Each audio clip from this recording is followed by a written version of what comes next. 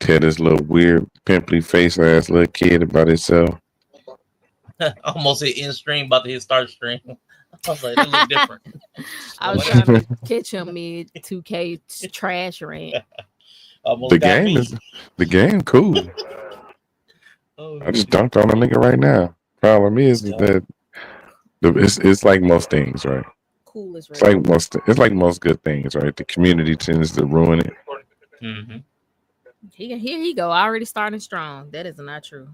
It is Well, they're the only one who can ruin the thing, aren't they? Yeah. exactly. Yeah, they make it good or make it bad. What up, Yeah, dude? they're the Yeah, one who decides it's good. So therefore they Yeah. can be the yeah, only one who ruins it. I mean, it's yeah. fine. So Wait a minute. Hey Oh, I'm not Drew. corded in. Give me a second. I might disappear. Here he go.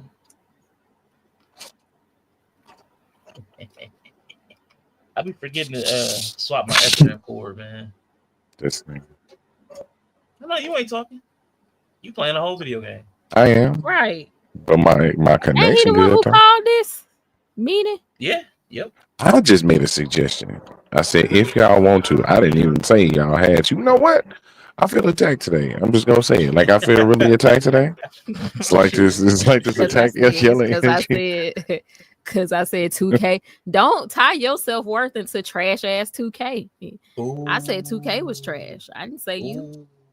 No, previous years it has been. Last couple of years it has been. This one pretty I, good though. I This stand one by ain't my bad. statement. I mean, Overwatch is trash. Ooh, That is whoa, whoa, sir. Yeah, Why yeah. not That's why go I quit. straight? I That's why. play Overwatch to get mad. What do Yeah, you that's mean? why I quit that shit right there. Rage baiting ass game. Man, nah, Hey, that hey, game was fun. hey, not too That game much. was It's fun. fun rage bait. It's better Win, than the internet rage bait. win, It's you get fun. 5. Win, you upgrade 5. Lose, you downgrade 15. No, I Oh would no, like Oh that's because you play right, comp. God. right. You want me to off myself at this point?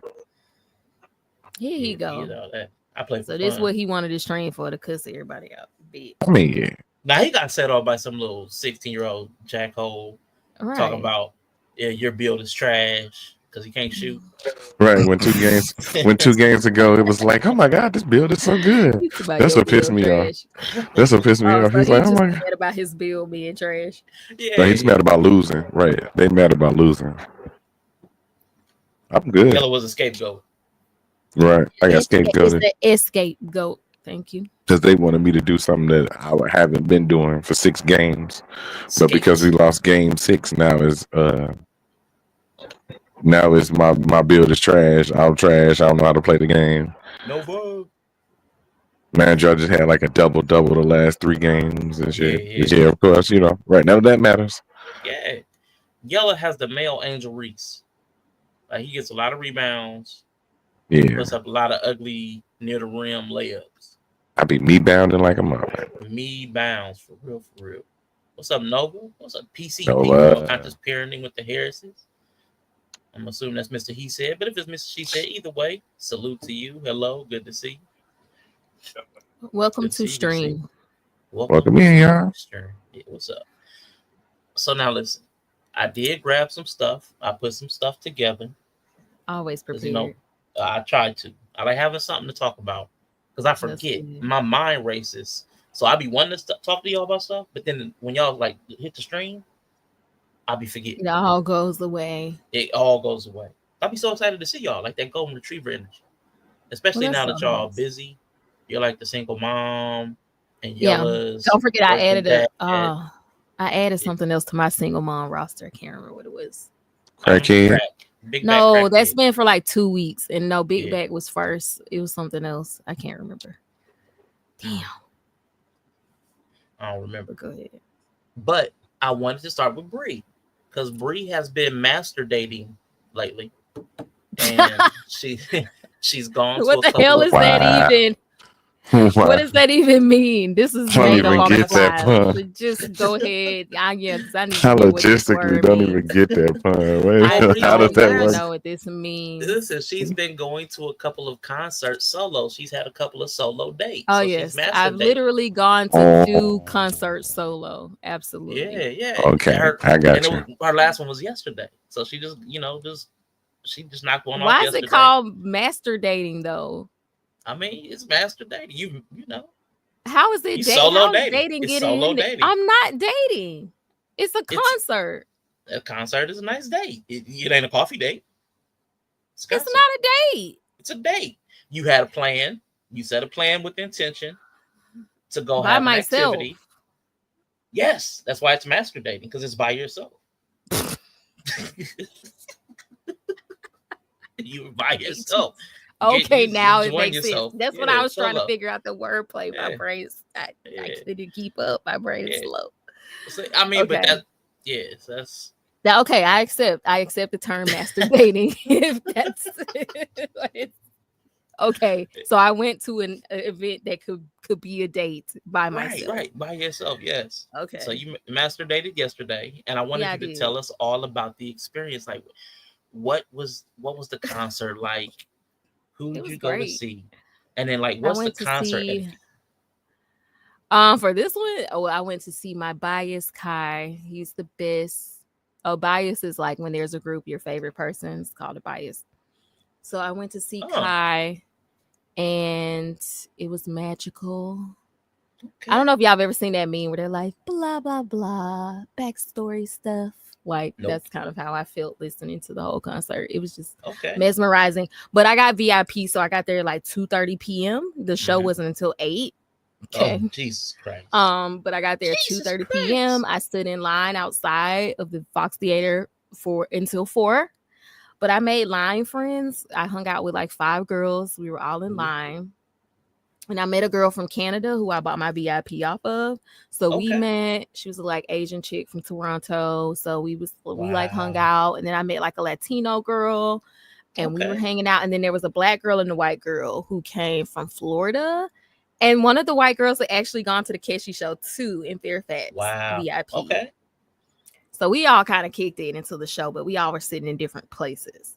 So once the show started, we dispersed, but I hung out with them like the whole time. And so when you go to K-pop concerts, fans make freebies, which are just like things they make to hand out to other fans in line for free. So I got like earrings, keychains, bracelets, phone charms, photo cards, stickers, like candy. I got a stuffed bear. I got all kinds of stuff, posters. Like people that is crazy, and they just be giving up free stuff. You paid to go see a show, and they give out free stuff. Yeah, they are at home making freebies to hand out in line for the show. My purse was full of freebies. I didn't make anything. I felt like I wasn't prepared. I was like, oh my God, I didn't know we had homework. Yeah, so that was fun. And the theme was camo. So all the girls, we had on camo, different looks, like camouflage. For your man. Yeah, because he went, he had the military service and we waited on him. So the theme was camo. Oh, got you. Yeah. Yeah, I forgot he went. He did his 2 years. 2 years. 2 years. And we waited. So the theme was camo. So I stood in line for 4. We went into the theater, stood in line for sound check at 6 o'clock. We went into sound check. It was great. He does like 3 songs. He talks to us. It was great. And then we waited for the show, and the show was amazing, besides me not being able to see some parts because of the 6'1" man who decided to buy a seat in the middle on the 3rd row. Why didn't you sit on the side? Anyway, that was the downside. But the Fox Theater stayed in the 3rd, bro. Everybody was pissed. Yeah. Like, I get it. Like, part of me was like, he wants his experience too. He can't help that he's 6'1" with broad shoulders, but it's like, damn. I think even Yella, if he was going to a concert knowing everybody's like a little woman, I think he would be like, I ain't gonna sit in the middle. Yeah, I'm definitely not sitting in the middle. That man was on row C, seat 107, which is literally the center seat, because my seat was in row E in the same seat. And I couldn't see just looking at the middle of his back and shit. Looking at the back of a White Sox hat. Yeah, so luckily the person next to me didn't show up. Looking so I at this moved nigga's over. spine. Bro, I couldn't see past his shoulders. Like, when Kai was in the middle of the stage, he disappeared. I couldn't see him. I had to look at the screen. That's jacked up. Come on, Yella. Pissed. Yeah. Now, why would you go buy tickets in front of Bree anyway? That's what I want to know. But you know what? It's partially also not his fault. Like, the Fox Theater isn't meant to be a standing viewing theater. So the stage is very short. It's like 5 feet. That's a pretty short. It's an intimate type. Well, usually they do like orchestra, ballets, plays, right. Right. So it's not really a stand up. So the slope in the seating is not cover. It's not to. Yeah. It's not made to cover standing. It's for seating. It's got that symphony grade. Yeah, it's got a symphony grade. Maybe. Yeah. So it is. That's part of it too. Like the stage was really short. Say my mic crackling. Yeah. It's a little bit. It looks like. But yeah, that was great. So yeah, the concert was amazing. Okay. I'm glad I went solo. It was so girly pop. It was just vibes. And yeah, it was great. Now, 2025, been to a concert in quite some time. What is like etiquette of concerts? You gone to a couple. How do people behave like at concerts? Is there any like weird things that people would like not know unless you go to concerts? No, I mean, no. Well, K-pop is different. They usually have a theme. Like you're supposed to practice the sing along. So we did Peaches. So we practiced ahead of time. K-pop concerts are just a different beast. Like totally typically in Asia they have fan chants and stuff. We did do some fan chants, but we mostly just screamed loudly at him all the time. At one point we actually chanted ATL ho, and he was so confused because he doesn't really speak English, and it was great. So ho meant something different to him. He's probably like, I don't know what y'all saying. ATL ho. He was looking like, what the fuck? Oh. My cousin? Oh. I know, right? I know it. No, his face was hilarious. He was like, what the fuck? Like, he wasn't sure. How do you know her? Yeah. But it was good. It was cool. But, you know, people do whatever. Some concerts, people don't want you to see. I know on a balcony, like the top level, a lot of them didn't stand up, which makes sense. You're already on a balcony. Like, sit your ass down. So a lot of them weren't standing, but on the floor we were standing. But no, nothing else. You know, it was so fun. Besides the men harassing us in the street. Yeah, it's Atlanta. Welcome to Atlanta. Okay, me and Bree were having a discussion about that, like, because I feel like she's being ridiculous, and I know she knows that she's being ridiculous. Welcome to Atlanta. I'm being ridiculous. Okay, being totally ridiculous, and I know the chat knows when they hear this that it's ridiculous. My God. So women go out of their way to appeal to the male gaze. Now, I'm not saying they want to look good for a man or men in general, but they'll fashion themselves so that men would find them appealing. But then when men find them appealing, they're like, ew, no, don't look at me. Don't talk to me. What's wrong with you? You're harassing me. Here I am just standing in line with my tits out, and you're looking at them. What's wrong with you? It's nothing wrong with looking. Right. But there's nothing wrong with the glance. It's nothing wrong with, like, obviously you're like, oh, look, like when you walk by. Like, I don't think that's the problem. That's not an issue. What was the problem? The issue is the ones who, instead of just looking and like walking and being normal, are just like, oh, let me slow down and actively try to engage with people who are standing in a line, and when they show that they don't want to talk to me, I'm still going to stand there and try to talk to them, which is also very uncomfortable because I'm literally in a line and I can't go anywhere. Okay. And then you proceed to move along and then do the same thing every time you see a woman you think is appealing, as if we're lined up here for you. It's annoying. It's an opportunity. It's, fish in a barrel. It's hoping, by sheer volume, somebody is interested. But you're right. Yeah, by sheer volume. Yeah. Right. Yeah. Thousands of women out here. Yeah. But now you gotta put up. But you gotta put up numbers though. Like, that's kind of the thing.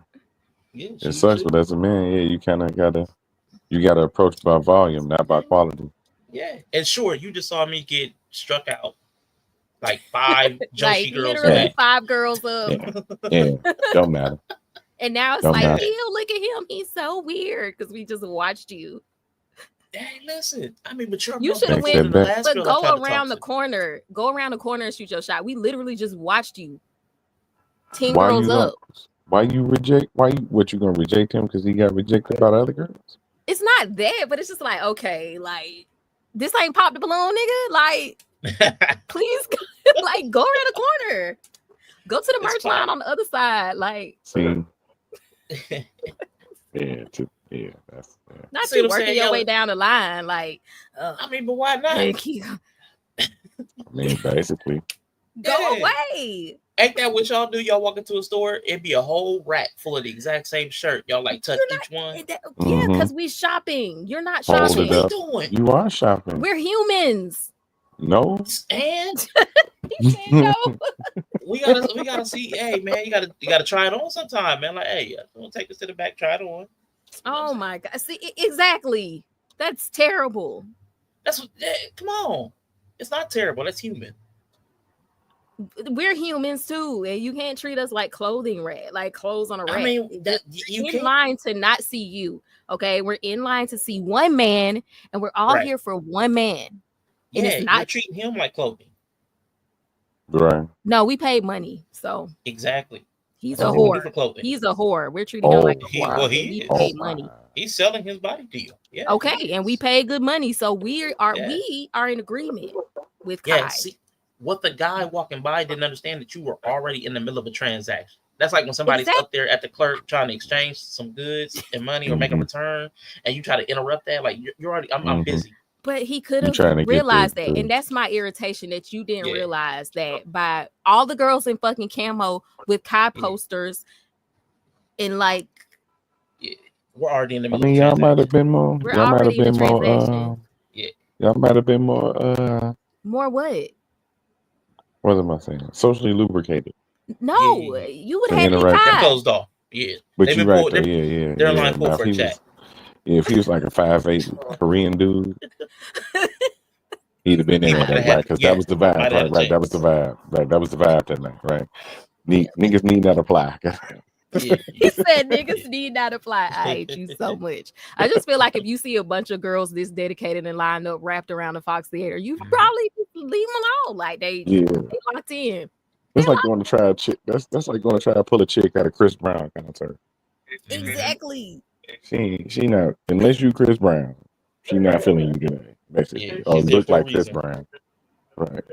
Yeah, that's why I felt annoying. It's kind of a read the room thing. Yep. I could see that. I mean, we had a lot of people looking at us. I'm sure it was a strange sight. That, like, we had people stopping, like, well, who y'all trying to see? Like, it was such a mix, like black girls, Asian. Probably was really hard to pick out what was going on here because it was probably even split. So I get that, but this is like, bro, why are you going down the line like we lined up for a dating event? Come on, man. It's a mixer. It's just a pop. It's not a mixer. It's a pop the balloon. It is a social. Pop the balloon. It is a social gathering. It's a social gathering. It was K-pop the balloon. It was K-pop the balloon. It's K-pop the balloon. If you would have had better luck pulling one of the girls if you actually knew his music or something and could use that to chat them up. That'd probably be the only chance you might have. Yeah. But you just see a bunch of women lined up and you're like, oh, it's my lucky day. It's not. And you about to get pepper sprayed. Please go away. Could be though. Man. And he's about to get pepper sprayed. Yeah. But I mean, maybe he's open to hearing some of the music and learning. So okay. Well. I ain't trying to enlighten him. And he was going to get lit up with pepper spray. Now that's funny. I've never been intentionally sprayed with pepper spray. Yeah. And that's why you call me what? An ass lighter. Oh my God. He called me an ass lighter. I'm not. You are. Because you're out there showing ass, but don't want anybody to look at it. Nobody was showing ass. Your friends was. I don't think you would. No, for real. You might not have been. I know, really. Most of the girls had on like combat boots and military pants and shit. But and y'all was cute. Y'all was dolled up. Y'all were dolled. I don't mean necessarily.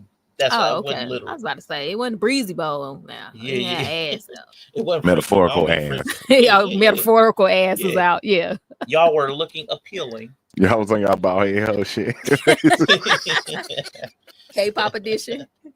Right. K-pop bald head hoe shit. I guess. I mean, there was cleavage. Exactly. Deep cleavage was out. Yeah, some makeup, some eyes, cute eyes. Makeup, some glossy hair. I know the lips was glossy. I know all the lips was shiny. God forbid a girl catch a vibe. Oh God. God forbid a guy walk by and catch a vibe. He about to catch a charge or pepper spray. See what I'm saying? And you're an ass like. Okay, well, men make me sick. You give me the ick.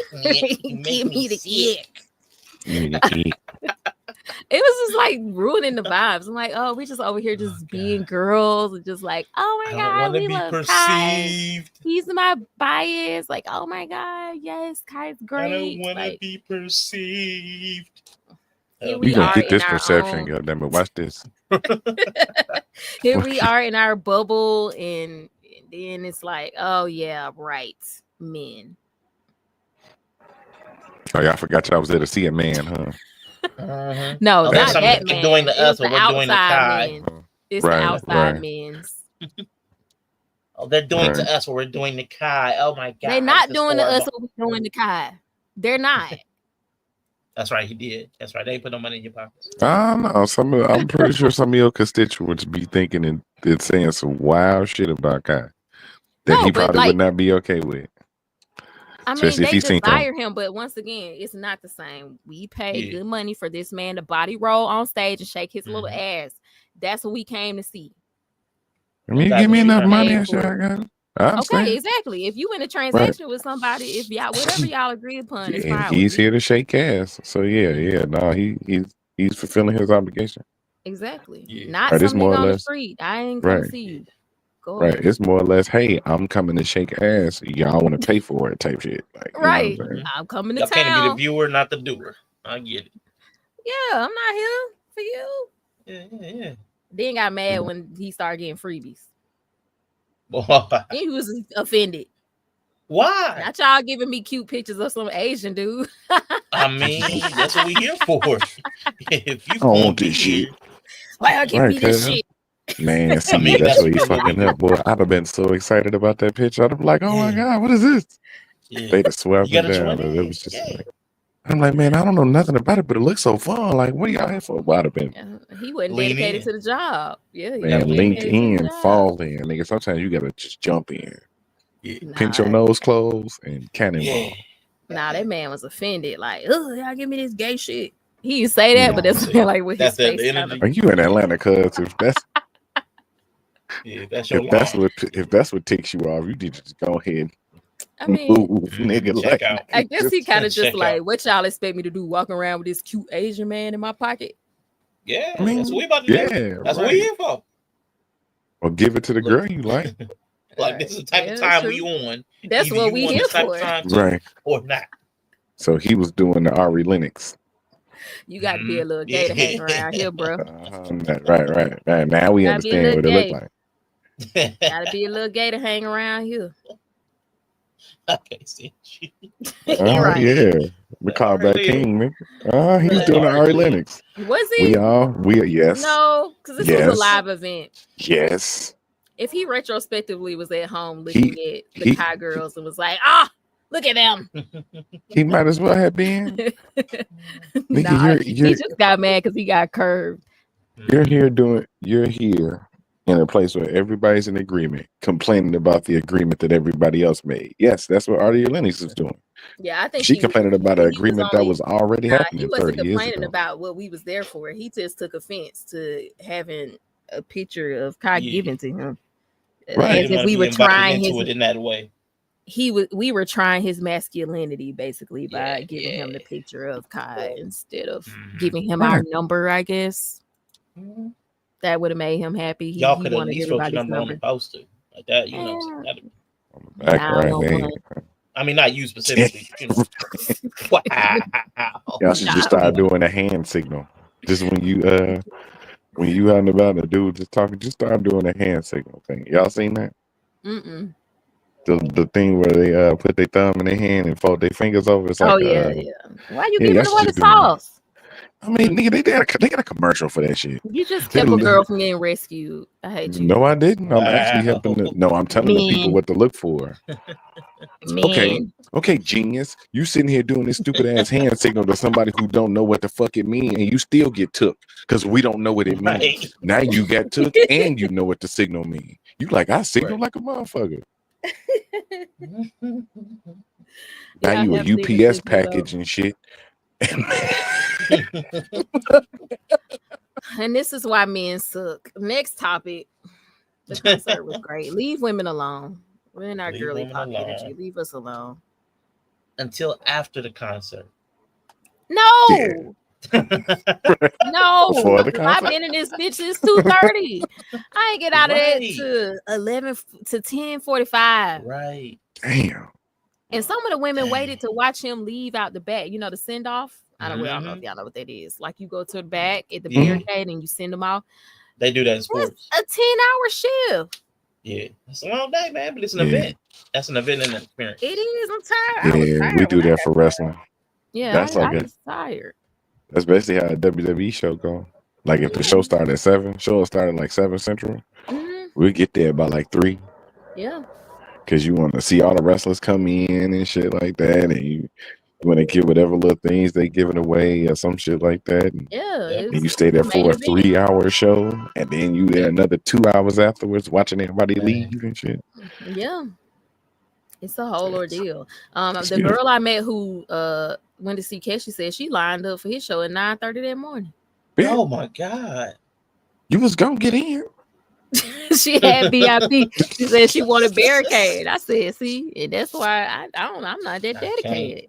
I'm The not check-in was at 4. I got there at 3:30. Also, VIP is almost like get in when you fit in. VIP, yeah, it depends. Like for Kesh Self-seating VIP, or you got something? you get numbered armbands. So for the show, you get let into the stage in the order you arrive. So if you want barricade, like you want to be right in the front, you need to be there in the front of the line. So people show up to be in the front because she said she was like number 2. I was number 125. I was whoa. out of 145. Yeah, your girl was not doing it. He was like, I will get there when I get there. I'd be close enough, and I was still close. I mean, I ain't got to be barricade. Yeah, that's crazy. I also was scared of getting smushed, crushed, suffocated. Yeah. So I didn't want barricade. Yeah. That's smart. That's thoughtful. No, I'm old now. I got to know where all the X's at. I gotta have an escape plan. So I suggest next time you force King to go. That way you have somebody back to sit on or like shoulders to sit on. But then I feel bad too when I'm doing these events where I'm really close because he's 6'3", and I'm just be like, I'm gonna be that girl who brought the 6'3" man to the concert with everybody. Somebody else's view. You didn't bring a 6'3" man. You brought a stepping stool. He brought a step ladder.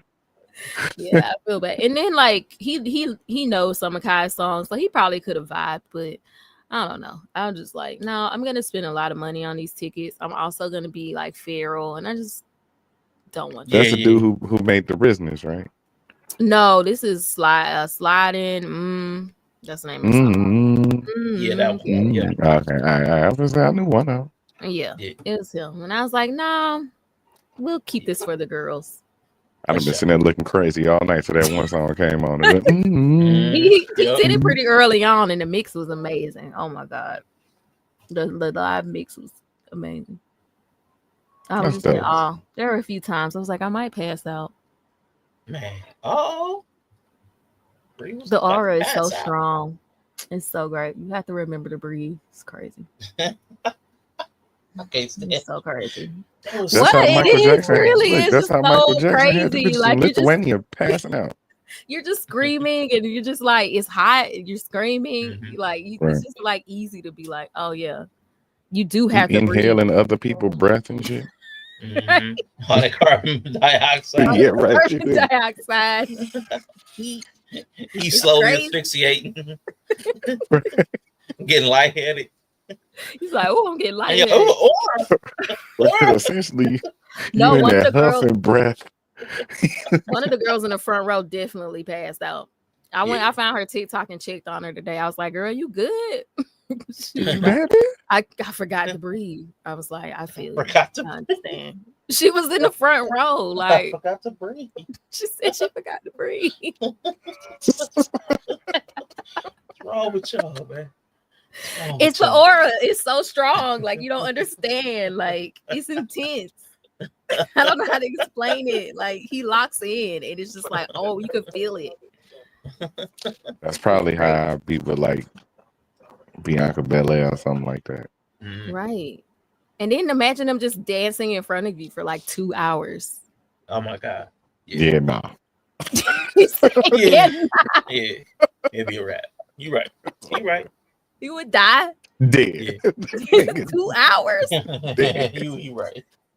Somewhere along like 90 minutes in, I'm hitting the floor. R.I.P. Because he rest in peace. Yeah, he definitely opened up the show warning people to be hydrated. I was like, I don't think it's a hydration issue, Kai. I think it's it's not hydration. It's not fatigue. Right. They just not breathing. It's a lack of oxygen, my nigga. It's overstim. They overstimulated. Yeah, it's intense. It was crazy. Like I went to Keshe concert and it was cool. Like he had a aura too, like a vibe. But Kai's is like really intense. Like this man been doing this since he was 10. Yeah. Like he's 31. This is somebody who's like. So he do got Michael Jackson level type shit. Oh yeah, he got. You can tell when you watch him. Like, oh nah. Yeah. This is on another level. Another level. Yeah. Okay, I'm with it. Yeah, you've been honing this for 2 decades. Mm-hmm. But yeah, see, I'm not in trouble. Ha. Ha. Listen, whatever. You in trouble anyway. You just don't like being. And that's the crux of the matter. How about that? I was defending y'all at the hair salon, so ha. Hi, what we do? I was defending y'all a little bit. In general? Yeah, in general. Yeah. We're not bad. Shit, what was they saying? What? Nah, we was just talking. What were we talking about? I was just talking about how annoying it is that y'all don't want to do housework, you know. And all the women were like, yeah, you know, they never want to do it. That's basically what the conversation was about. But then somehow we got on. Yeah, that's the point. We don't want to do it either, but somehow we do it all the time. Right. Nobody wants to do housework. Exactly. Yeah.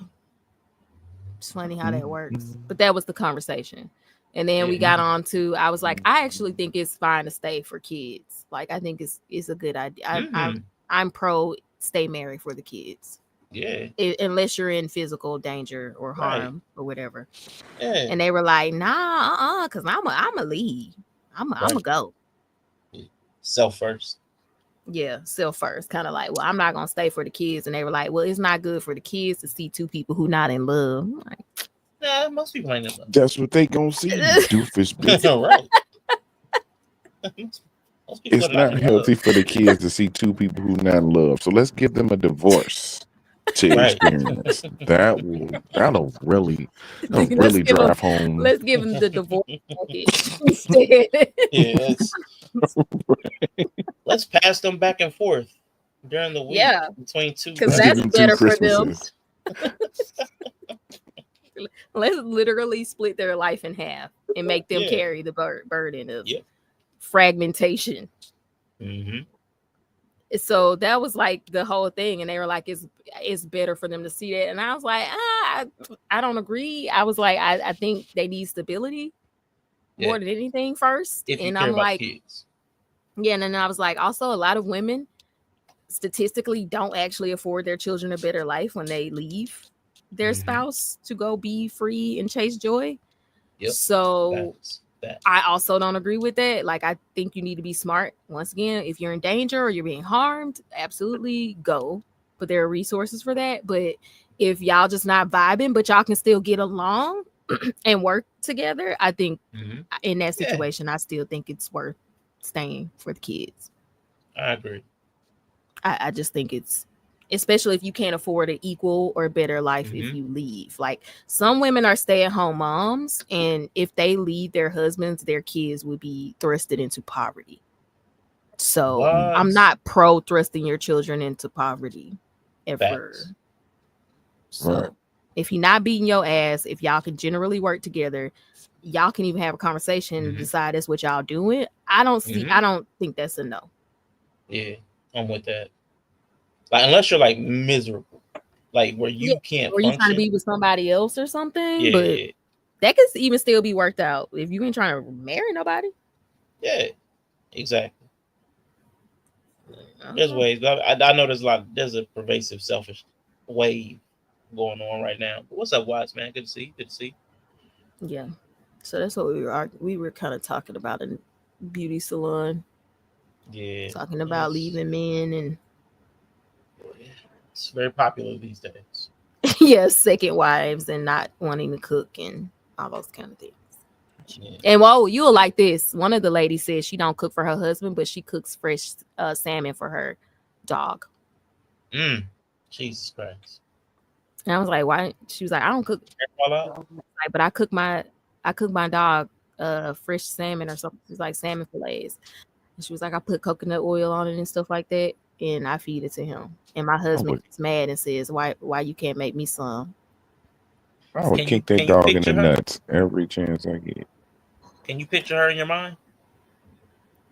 Yes. Like, are you doing it right now? Yeah. Yep. I want your follicles to fall out. I want all of you. Don't use me for witchcraft. Okay. I'm sorry. I had to send a curse via transmission. All right. Yeah, so I thought that was crazy. Yeah. Anyone who's still married, they deserve what they get. Dang. Mm-hmm. Yeah, it's crazy. At this point, getting married is that's risky. Yeah. On both sides. She a super career woman though. Yeah, but man, cooking salmon for your dog, but you won't cook for your man, like that's resentment. Like that's hatred. That's hostility. Yeah. I don't like that kind of hostility. You getting yeeted. I don't know. Yeah, that's grounds to get yeeted. Yeah, that's grounds to get yeeted, man. I ain't even gonna hold you. Yeah, I was like, girl, just throw him one up there too. Yeah. I'm your husband. You can't cook for me, but you gonna cook for your dog and tell me that that's the rules to play with? I burn this some bitch down. Yeah. Oh my God, bro.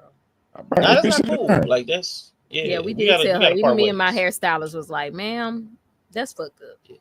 Yeah, that's not cool. You might come home, your dog might be like, we might be eating the dog tonight. Like I'm gonna be straight up with you. Since I need to cook, guess what I'm cooking? Since I gotta cook my own food, we having puppy chow. Stupid. Yeah, I thought that was vindictive. Nah, that's super petty. Yeah, that's my but I mean, I also blame dudes that kind of tolerate that. Like you tolerate that, you kind of setting yourself up. Don't be crying later. You tolerated that mess, man. Yeah, hair salon chat is always wild. So I fuck with my side now. I don't fuck with my wife. Hey, they like it. They doing their thing. Sound like they done been together for a little minute. And that's how it be too. I was listening to something earlier, and the dude talking about him and his wife. They have sex once a month. I'm like, Jesus Christ. I bet. Do they schedule it? Now, the worst part is she said she thought that was too much. Damn, she really don't like that nigga. Right. Ooh, I could really use less. I want to say that they were together 10 years, but I'm like, that's crazy, man. She hates his good. Yeah. Yeah. It's crazy. It do be like that sometimes. It do a lot. Yeah. It do a lot. It could be a lot of things. That's what it was Deloney. That's what Deloney said. It could be without having her side of it, it could be so many different things as to why that's happening. Right. And it ain't gotta be every day, but it damn sure ain't finna be once a month. He agreeing to that shit. And you treat I'm lucky. Yeah, you can have it. Have whatever niggas talking about losing half their money, the kids. Nope. Me and my nuts been together for a long time. They're actually priority over everybody. And if I ain't using them, then what the hell are we doing? Like, oh my God, like what the like I've had a terrible woman, but not to that level of terrible. Like they'll just fuck with me. Like, okay, cool. I'm glad I get like the standard shit. Like, okay, she fucking with me with my kid and shit. That ain't nothing. That's really nothing out of the ordinary. My story ain't special. You know what I'm saying? But bitch acting like she gonna feed the dog. I had the dog situation. I told her, I was like, I will kill this little four-legged motherfucker. Stop playing with me. You know what I'm saying? Oh my God. Could have been all kinds of problems. Are you good, man? Okay, he's done with his threats of violence. What were you gonna what was I'm not. what was this next? What was the next subject? Hold up, I'm looking for something real quick. But I did want to ask y'all. Y'all both took on new jobs. Y'all got new hours, new days of the week that y'all available. You know, anybody in the chat. That's why you see less of us, even more than the less of us you were seeing before. Is they're just busy, and they both luckily have the day off today, so we was able to get together and chit chat. But I wanted to know, like, what are y'all's daily routines like? Now that y'all have new schedules, what was the shakeup? How have the new routines? How have y'all sunk into the new routines? How does y'all's day start? You know what I'm saying? All that good You stuff. can you let Yella go first. Shit. Do you like stop for coffee every day before work? You know, like what's the Nigga, my inconsistent ass schedule ain't no routine.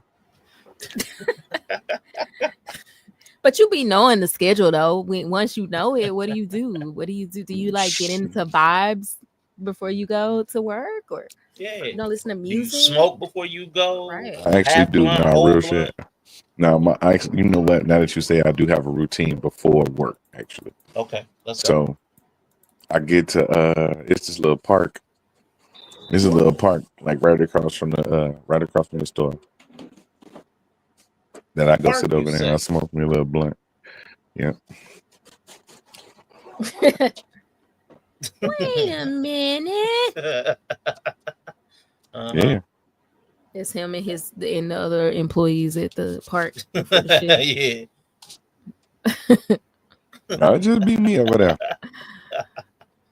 And then does that help you? Does that help get you in a zen mood for work? Hell no.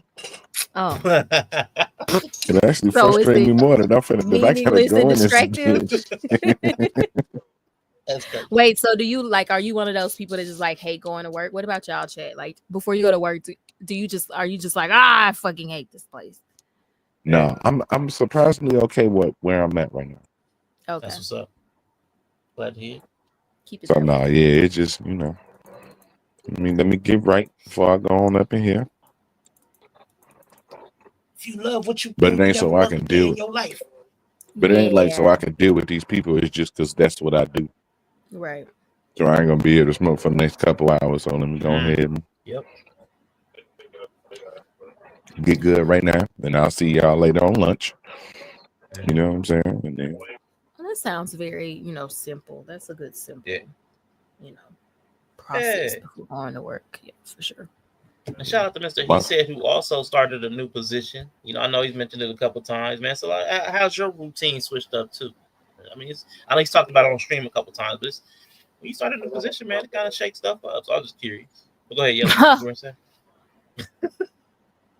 I like that. It sound like enough didn't switch up. Something didn't switch up enough, and I bet it's got something to do with a man. I'm in therapy all the fucking time, okay? Bree be texting her therapist. I'm gonna crash out. Somebody used my coffee cup again.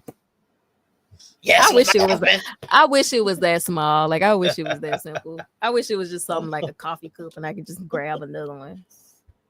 Shoot! All the coffee cups are in the drain. None of them. Oh my god! I run the dishwasher last night, right before bed. I said, "Don't forget." Bro, I already know what I'm finna crash out about before I get to the house. It's crazy. It's crazy. Therapy. Well, job is cool. Don't hate it. My job is quite mentally. I wouldn't say draining, but I gotta be locked in. So the day before I go to work, I do like a lot of like skin prep. Mhm. I put my little eye thingies on, just doing the fucking most. I like to do a facial. Anyway, before I know I'm starting my week stretch, so I'll do all that. But as far as the day, my shift starts at 6:30 in the morning. So you gotta lay out your stuff the night before. No, well, I don't have to have my own scrubs because I do surgery. We do surgeries, so you have to wear hospital laundered scrubs if you do surgery. So I don't have to have my own scrubs. So I just throw on whatever and I change when I get to work. So most of the time I usually pack my lunch before. So it's usually just making coffee, putting on a little face, a little light beat, and make sure my hair is done, and then I head out. I shower the night before, so I don't have to wake everybody up. But so as far as getting there, it's fine. It's just, I was a stay-at-home mom, so now that I'm working, the house is I don't even know what fucking it's just housing. It's here. So let me ask you a question. Like as a wife, are you a dutiful, loving, caring wife that gets up and makes breakfast and leaves it there for King before you go to work? Or are you a reprobate that just goes to work? I'm a reprobate. What the fuck are you talking about, bro? I'm not even waking up and cooking myself breakfast. I don't even eat breakfast, actually. And also, I get up at like 5 a.m, so no one's up. No, I'm not. I remember Anya was like, you should make lunch for them like the morning of work. And I was like, and why the fuck would I do that? Girl, like I'm about to be knee deep in coochie all day. I'm not about to get up and make fucking breakfast. Oh gosh. I said fuck breakfast. I don't even eat till like 12. I don't even eat till 12. God. So I don't eat until like 5 hours into my shift. 4 or 5 hours into my shift. So, right. I'm sorry. Right. It's just disgusting. Like it was the thought. I was just like, oh, I almost crashed out. That's why I had usually I come home and like also dinner's not made. They're like, are you making dinner? And I'm like, why the fuck would I make dinner? I was just knee deep in coochie. Why y'all keep asking me this? Like, why? Why would I do like? Ugh, it's so gross. Wife. Like, it's throwing me into therapy weekly. It's my trigger point. It's not unreasonable. It's not unreasonable, but in the grand scheme of things, it's not unreasonable. But for me, it's very triggering. So that's a me thing. Yeah. I don't like feeling like I'm responsible for cooking because I have a vagina and I'm over the age of 18. It really triggers me. We'll figure it out. Explained it. It made sense. It's kind of like Yella's. Like, don't ask me to be a provider. Yeah. Don't, just because I got a penis. Or the bouncer or the bodyguard, because I'm also tall and a man. Yeah. Like, I ain't trying to die for you today. Yeah, certain gender roles just get annoying. Like, they just get annoying. Like, because it's like they're not even logical. And I think most of the gender roles, first and foremost have to be a form of function, or most of what we do, it has to be functional in some way. And it's like, it's cool if it made sense, but it logically doesn't even make sense to expect me, who just walked in the door at 8 o'clock when dinner's at 8 o'clock, to make dinner. Like, it just doesn't even fucking make sense. Logistics ain't here. Yeah. Right. I'm with you. Yeah. You actually opened my eyes. The dishwashers never fucking unloaded. Never. Now, okay. Now, I did want to kind of, like, on that thing right there, like, because some people will live out of the dishwasher, kind of like living out of a box or a duffel bag. Kind of like, some people like wash the dishes, but then like use dishes from the dishwasher as opposed to putting them away. So you hate that. Sounds like. Yeah, because like you're using, because like flow wise, it doesn't make sense. If it's just one person, it makes sense. But if you're talking about 4, 5, 6 people, it doesn't make sense. You have to unload the dishwasher, because then what happens when that dishwasher is not unloaded? guess what? The sink's full from the Okay. dishes y'all been using all day. So it makes sense more as a dirty storage than a clean storage. Yeah, it's supposed to be a dirty storage. So you empty it, and Yeah. then throughout the day, you just put them in there, and then you run it. That way the sink is still useful. The sink. So like it just sends me. I don't really give a fuck about dishes being clean or not or put away. It's like I come home, I need to wash I have like 4 cups when I go to work. I have my Stanley, I have my coffee cup, I have another cup because sometimes I do like a water mix with like electrolytes, and then sometimes I just do plain water in my Stanley. So I might have 3 cups and a lunch bag and a tote bag. And like I need to, like if the dishwasher was not ran or full, that's cool. I can hand wash my stuff, but now I can't put it in the dishwasher or hand wash it. And I also need to go to sleep because I have to get up again tomorrow at 5, and it's 8:00, and I can't run that load and unload it because the load takes 2 hours. Wow.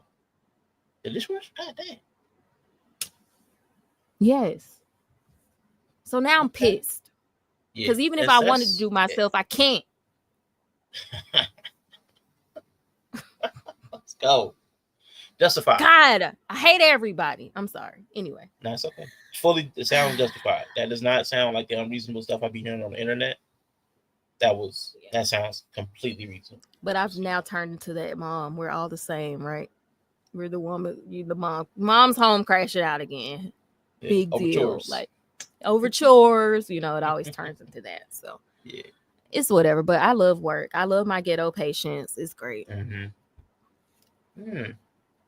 Once Africans again, don't like woman black that people. Loves her career over domesticity. Yeah. Yep. Yep. Another one. Now, wow, who would have thought? St. Kevin was right. Right. Let me go get my PhD. Never forget. Never forget St. Kevin. Right. I swear it's easier. I swear my job is easier than being responsible for the house. Lord. And I know that sounds crazy because I work labor and delivery. But I swear my job's easier. Question for Nova. Nova, you say you've never made anything other than sandwiches. Now that you're with Novette. So now let me ask you a question. Does that mean she's doing all of the cooking? Or because I know you to be like a young guy just out of college. I could also see you never making anything other than sandwiches. Exactly. Okay. Even before. That's what I thought. Yeah, even before. Most guys don't cook even before they get with a woman. That's what I was going to say. She was doing most of the good cooking. That's the difference. I was about to say, I can see him doing like ramen, packs. Yeah. Yeah, I mean, that's what most men come equipped with. Like when you dating them, they cook sandwiches, maybe spaghetti, and like ramen and hot pockets. I believe that's why they came up with the squeeze mayo. Yep. So the dude you ain't even got to waste a knife. You could just squeeze it on the bread and smush the bread together. Yep. You've elevated the sandwich from mustard to mayo. Now it's. Oh my God, bro. Now it's happening because that's a sandwich. Hell, bro. A sandwich has all the other stuff on it. A sandwich has lettuce and tomatoes and cheese. And, you know what I'm saying? Various seasonings. A sandwich, bread, meat, and whatever condiment. Yeah. You might spread the condiment on a sandwich. Bro, the bar is so fucking low. I mean, the bar is low. Is not helping breathe. The bar is low when less humans are involved. Okay, like I think. No, I mean yes, as a single man, but that's the thing. Like that bar isn't low. That bar just ain't where you comfortable at. That's not a low bar. It's not that. Like I get it. Like you're talking about a single man. Like I've never have smoke for single men. Like what they do. I don't have smoke for single people. How they do it. It's just them. Period. But it's like.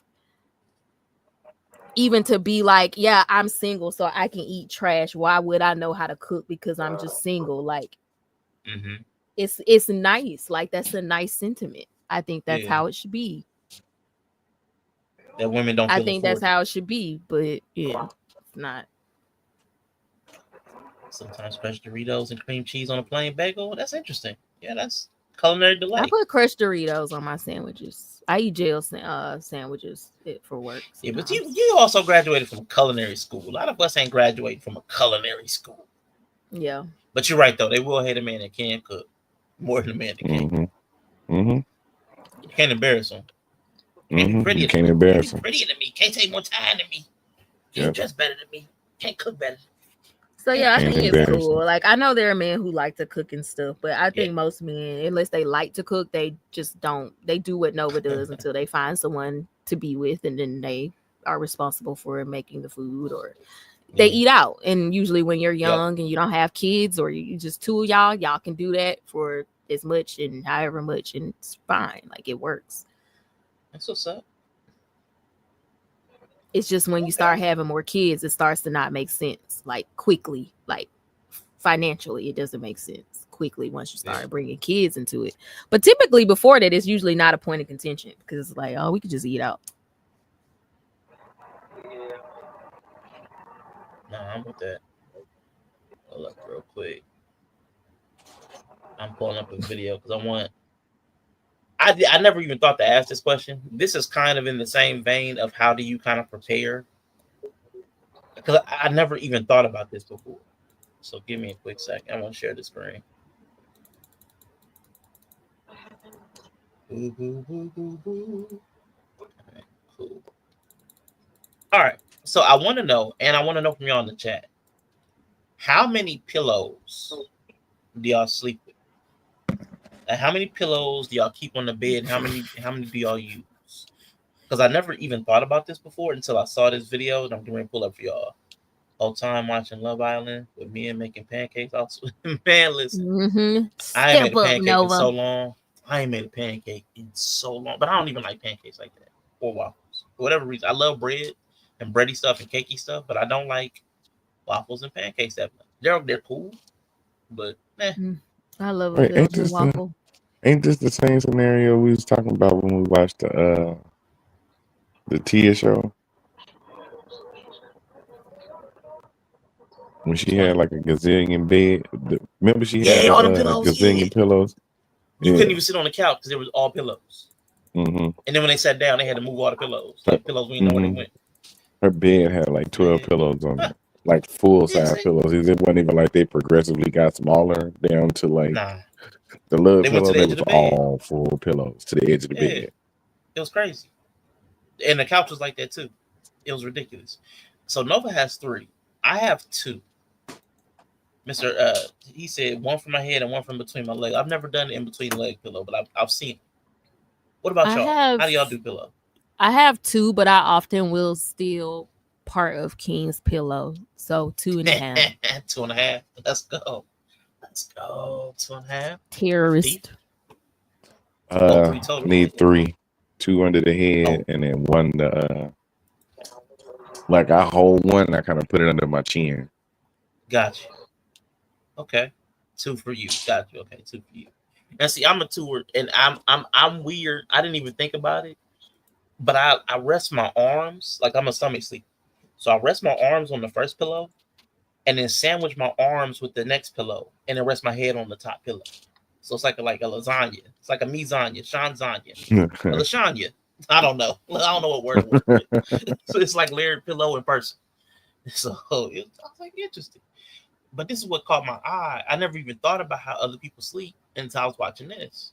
With about 3, but they're king size pillows. Big pillows for a big girl. None. I sleep on the mattress.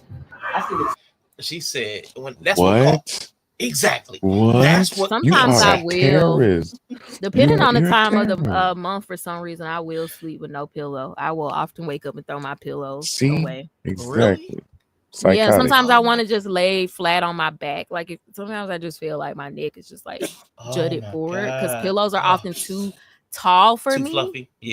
Yeah. So they like make my neck out of alignment. So sometimes I just get tired of it. If I'm not sleeping on my side, it's like terrible. So then I'll just throw away the pillows. That was cute, Nova. That was cute.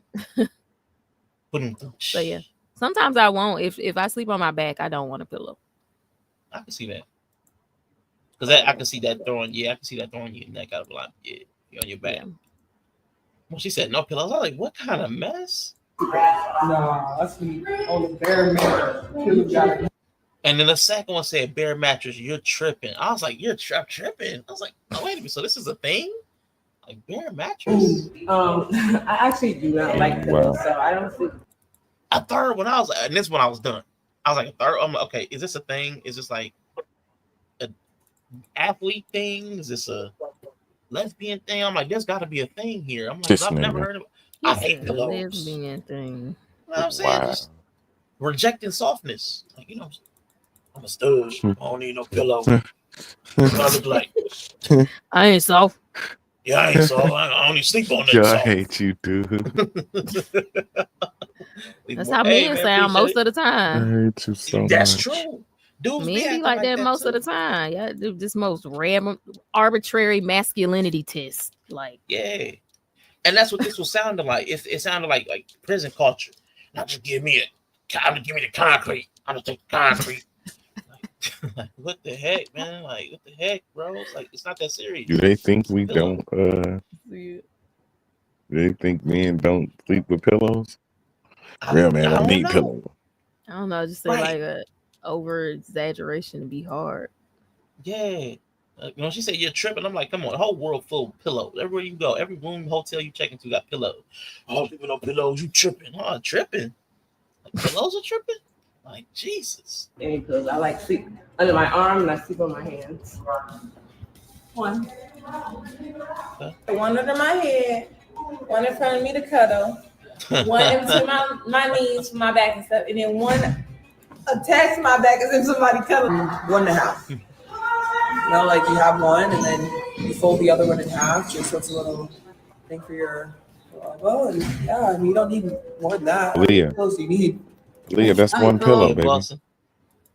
That's one pillow, baby. In fact, that's two. It's not, it wouldn't even be a half. It would technically be 2 layers of pillow. So it'd be 2 pillows. It's not half, baby. Yeah, let's rejecting the man.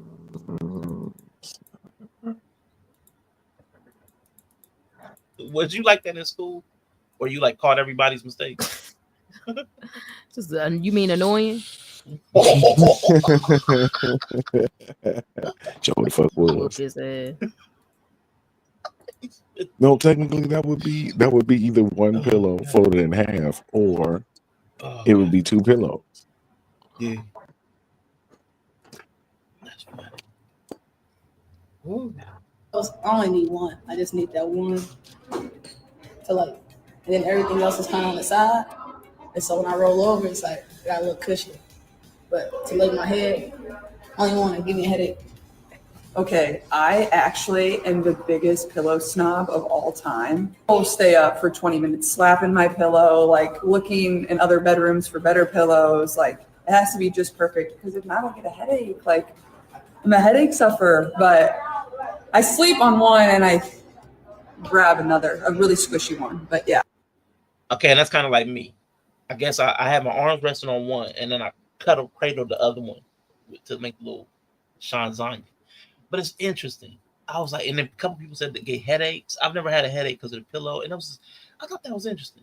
That's what made me want to ask y'all. So, Bree, you said you take 2.5, 2 of yours and a half of King's. Yeah, if I'm on my side.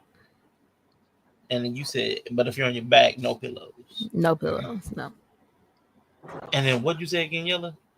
I almost think you said 3. I don't think you said 3. I'm where Caitlin is.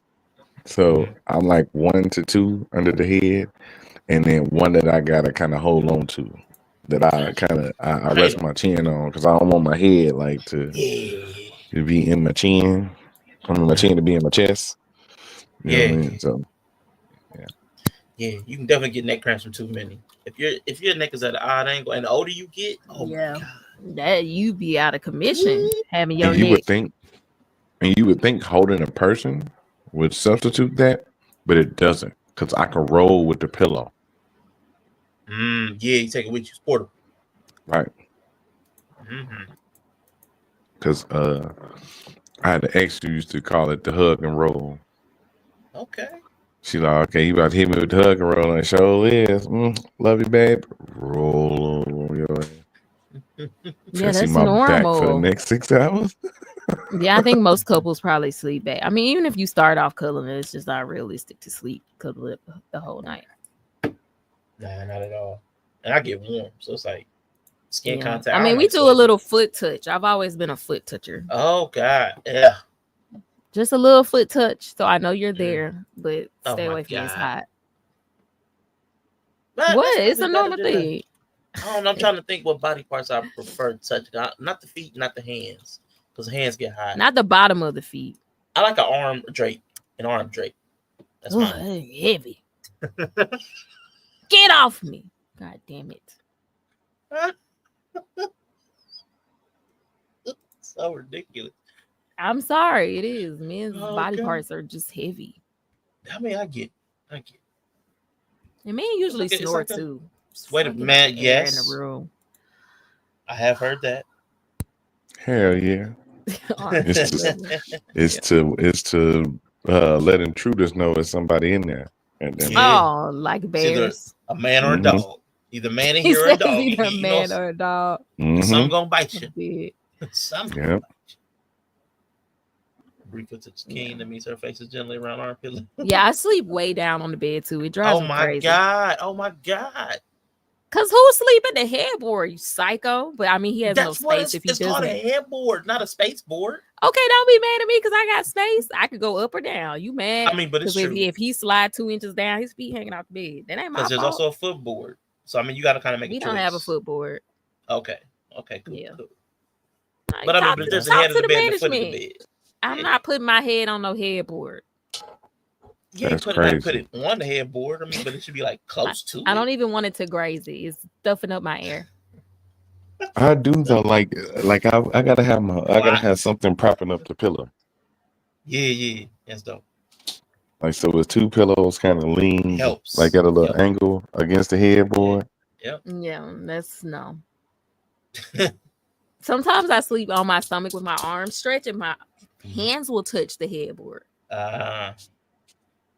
Bree is Or my fingers. definitely Sometimes I'm way down in the bed. Like I'm just under the covers. a psycho. I'm not a psycho. I'm just short. It's a freedom you don't understand. Nah, you're right. You're right. It's just, Exactly. Thank you. she's going to emerge. She emerges from under the blankets. The freedom is the headboard. Our headboard is actually our bed is upholstered, so the whole thing it's like platform, like all of it is fabric, a cushion. Man. So yeah, it be hot, and then I be having rollers in and stuff. Mm-hmm.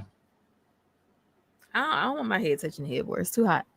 It's only technically a pillow, I guess, if it's padded. Like Yeah. plush padded, because That's a strange thing how people sleep. Yeah. I mean, man, when the way they were so adamant about not having pillows, I was like, oh, that was interesting. They Never might sleep even on. I wonder if they considered- sleep on their back. Maybe. You know, that's the only time it really makes sense. Yeah, so I'd never heard that before. Like kicking some of the pillows off when there's too many. Yeah, especially the hotel trippers. Like they travel a lot. Mhm. I see like taking some of them off. Man, yeah, that's weird. But going to switch morbid. Hard transit. God. There's no good way to segue into this. Is absolutely none. So in Texas, an 11-year-old was playing ding dong ditch about midnight with a couple of and homeowner chased him down and shot him in the back. Oh, Now, okay. Been arrested. Oh, and the kid's dead too. 11-year-old's dead. So they chased him down. Yeah, they left their shot him. building, they left their house and shot him in the back. And the kid's dead. They're in custody. You know, for they're probably gonna charge him with murder because it wasn't self-defense because kids were running away. So my question though, because there is a national uptick in either the coverage of or the actual kicking of doors, because they're actually recording this stuff now, especially with all the doorbell cams. I remember they do this every year. Yeah, between 11 at night and 3, 4 in the morning, people like drop kicking doors, and I'm like, I was curious, how do y'all feel about that? As far as like that self-defense versus like shooting some of these minors? What are y'all's general thoughts and feelings on that? Because I might have I don't care. Like, you shouldn't be at somebody's house kicking the door at 11. Like, it shouldn't even be a thing. Like, self-defense for me, like, it wasn't self-defense, but I'm like, it's not self-defense. It's not self-defense, but right. It's not. It's not. It's not even. Especially It's really not even. Especially if you left the said house and chased them. Man, listen. And they was running with their back turned. It's definitely not. And it's really not even that. Because I remember it was a situation a couple months ago where some kids was ding dong ditching, and the person just shot through the door, and everybody was like, "Well, should have been knocking on their door. Should have been beating on their door." And they wasn't in the house. They wasn't even in the house. You shot through the door like a psycho. So no, if they yeah, that's a little extreme. Man, they ain't getting. There ain't no self-defense you need to be doing. If I know it's not self-defense. He ain't got self-defense, but I think the trend is also dumb. I think people now are like way more on edge. Don't trust very extreme in behaviors. Like, people are just kind of generally going that way. It feels like so it's just a dumb trend because people aren't the same people. You probably could have got away with that stuff with your grandparents and them, but people nowadays are just way less trusting and like quicker to react. Now, between 11 p.m. and 3:30 in the morning, Nova, that ain't the mailman. Oh, I think he's my. Was the other story at night? I think he's talking about the one with the other story. No, I don't know. Yeah, I think that was in the daytime. They popped the mail lady. No, I'm saying that the story where they shot through the door. I feel like that was in the daytime. Now, I think I remember that story. Through the door during the day is crazy. And for me, for me, like, you don't know what's going on, like, during the daytime, to shoot through the door. Also, the person that shot the person that was in their car that just pulled into their property. That's crazy. Yeah. And the guy who opened the door and shot the teenager who was just ringing the doorbell. Yeah, they just not. All they did was knock, and they stood there. Like, they didn't leave. They weren't playing ding dong. He just there was shot nothing weird. They were asking for help. Shot him. All that stuff is out there for me. But if you coming on my property like 11 o'clock at night, 2:30 in the morning, trying to kick in the door. Oh yeah, because I forgot they're trying to kick in the door, right? Right. They're like drop kicking these doors. They're not like just ringing the doorbell and running. They're like running. Because I'm thinking of ding dong ditch where they ring the doorbell. Now, if you tried to kick my door, I might. They're calling this ding dong ditch, but these are people between 11 to 20 running up and drop kicking and kicking the people's front doors. I mean, that's a little bit more aggressive in action. Yes. I think still, even of course by law once you chase them down, but I can see in your mind taking that differently than, oh, it's just some kids playing. Because if somebody generally kicking your door, they coming for your ass. Like, they want you. Like, there are certain things people who break in your house, like how they enter, or depending on what time they show up, what they want. It's like, they show up at night, they here for you. They show up in the daytime, they here for your stuff. Like, so knowing the mindset most people have at that time of night, somebody trying to kick down their door, I could see somebody being more triggered from that. Yeah. That's why I'm like, man, listen.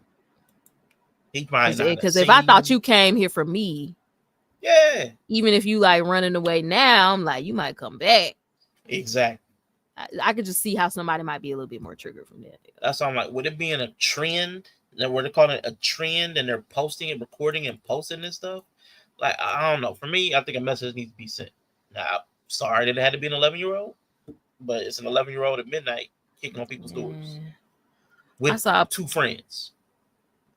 I saw a person that was saying that the public school experiment has failed.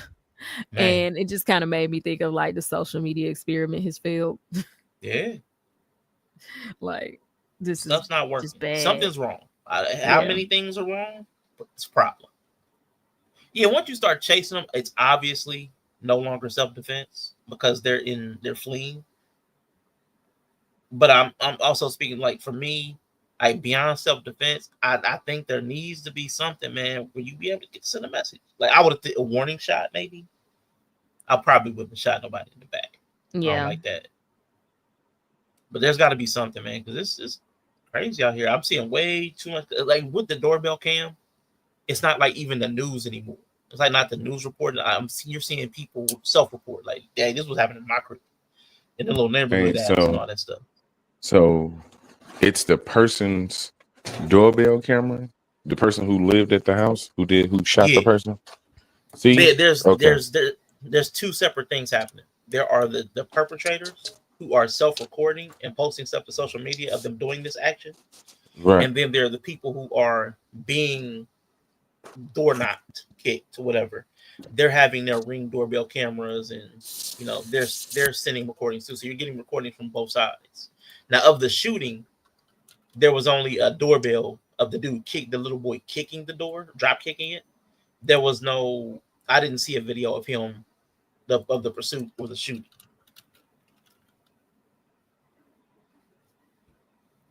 But I've seen video from both sides of the kick. The kids posting it, laughing, having like they're thinking it's cool, and then a lot of doorbell footage of people just kicking on their door, even locally. I'm in like the little neighborhood apps.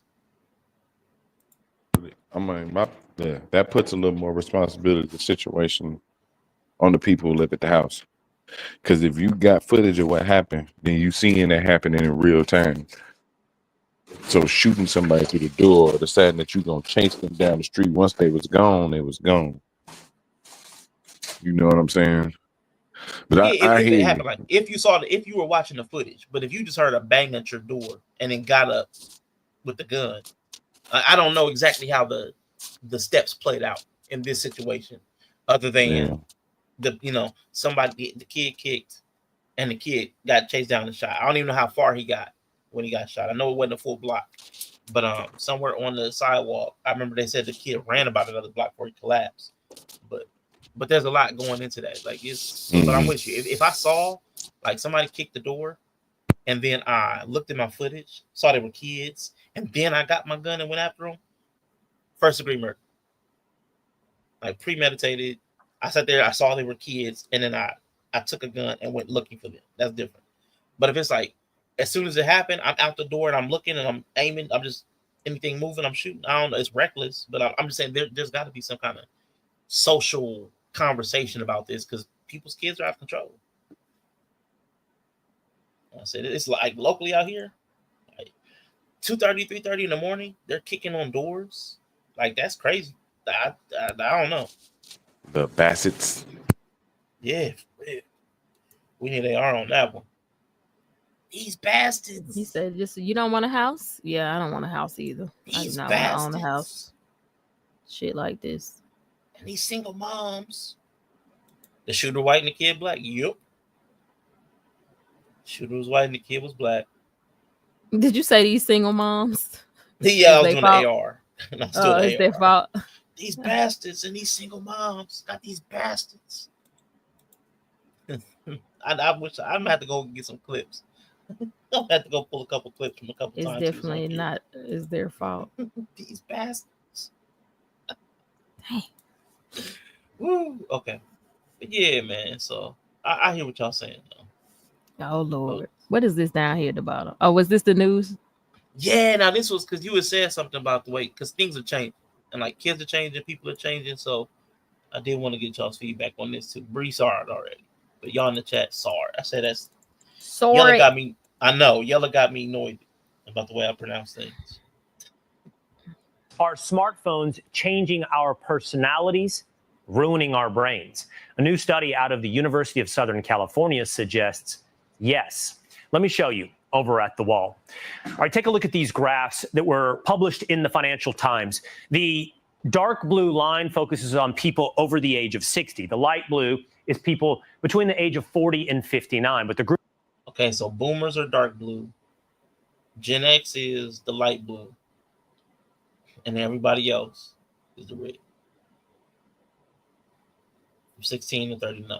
So that's millennials and some whatever's after. Yeah, I'm about to say that's a wide age range at the red line.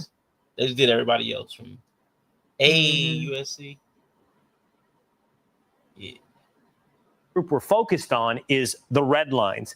That's people ages 16 to 39. Now, in this particular graph, you see age demos plotted against certain personality characteristics like conscientiousness. Conscientiousness among 16 to 39-year-olds has absolutely plummeted. And that's crazy too. That is what let me move that. He said plummeted. Oh wait, damn, it really did. Is that the bottom? 30%. Yeah, below 30%. So 30 is the bottom, and that's so somewhere below 30% are yikes. Yeah, conscientious people. That's bad. That's a really bad trend. Yeah, it's gone. It's gone. That's cooked. There's none. It almost looks like there's none. I don't know. We're screwed. Yeah. Meanwhile, neuroticism has spiked. Oh, it's at the top. And that's up in 70%. So that's a wombo combo. People, yeah, so you're not disciplined and dutiful, but then you're also super nervous and negative. Now, see, I watched this on my phone, kind of listened to it in the car. I didn't actually get to look at the charts. So this is the first time I okay. Yeah. Big time crazy. We in trouble. Agreeableness has gone down, and they're gonna be disagreeable. That's around like 40%. It's like all the bad stuff. Scary. Like, yeah, let's just slide all of these to the negative. Right. Extroversion, all three groups, by the way, on extra. Yeah, everybody. Like everybody like leave me alone. Everybody like leave me Who's alone. still hanging up there with agreeableness? The boomers? Oh yeah, fucking boomers. Yeah, I think that's the boomer line barely, above agreeableness. Yeah, just barely. 50%. They skating the line. They starting to be more. No, but they're now 2024. No, everybody's below 50% at 2024 though. No, I'm talking about on agreeableness. I said on agreeableness. Oh, agreeable. Oh, my bad. Yeah. My bad. I was looking at extroversion. My bad. You right. Yeah. They still do what they're told. The rest of us is like, nah, we good. I'm gonna head out. It's bad. Extroversion, meaning we're not as socially active. We aren't putting ourselves out there. We're all capturing our own little worlds, has gone down. Then take a look at this. This is the way we behave, not just the way that we think and not just the traits of our personality, but now how it manifests in our lives. Makes plans and follows through. Look at... Like they skipping rocks. rocks. Is crazy, and that's in 8 years though. Like that's what's crazy about this. This is an 8-year trend line. Yeah, that's not long. Yeah, this is not a long arc. Like, that's crazy. 8 years can do that much damage. And now again, these are very small percentage points on this chart. 4.2 to 3.8 is not a large numerical gap, but I don't know exactly how to transplant that onto what behavior looks like, but the model looks bad. But that's not a large gap in percentage points. But it don't take a lot. Like standard deviation or whatever, like that can be over time, like 1% can make a really big difference. So yeah, the more people you get, the wider it probably gets. Yep.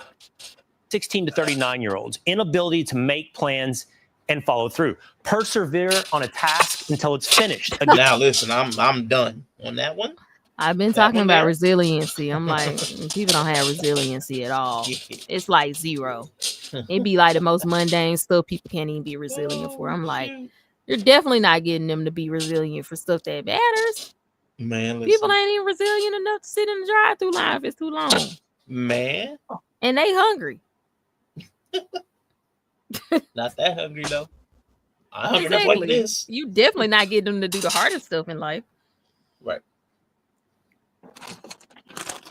And also plummeting for the 16 to 39-year-olds. Meanwhile, easily distracted, skyrocketing. Can be careless, skyrocketing. And then finally. Wait a minute. Can be careless, boomers dropped. Okay, boomers. Yeah, they. Well, they're getting more caught. They're old. They can't be careless. Yeah, they can't be careless. They old. You're right.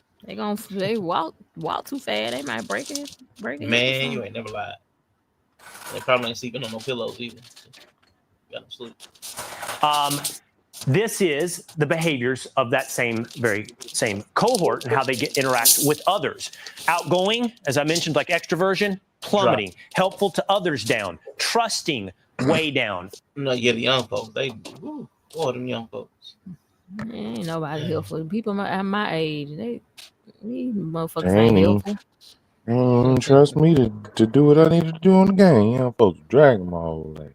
Yeah, it was dragging your butt. Shit, and that's our age group too. These motherfuckers are terrible, useless. And look, starts arguments. Right. Counting y'all for that. Counting y'all for starting arguments. It starts arguments way up. All the way up. How we just get skewed to all the negatives? Like, let's just go be crazy. Antisocial culture and took off. Because with the younger generation, it's not really like if you was to do this, I promise you, if you was to do this same type of study in 1950, the people we call boomers right now would fall into all those radicalistic ass, all those problematic ass things. They was doing the same shit. I mean, you could be radical. I'm just looking at it because it's 16 to 39. I'm like, these are 39. Like, that's my age group, but I just generally think that antisocial personalities have become pedestalized because of social media.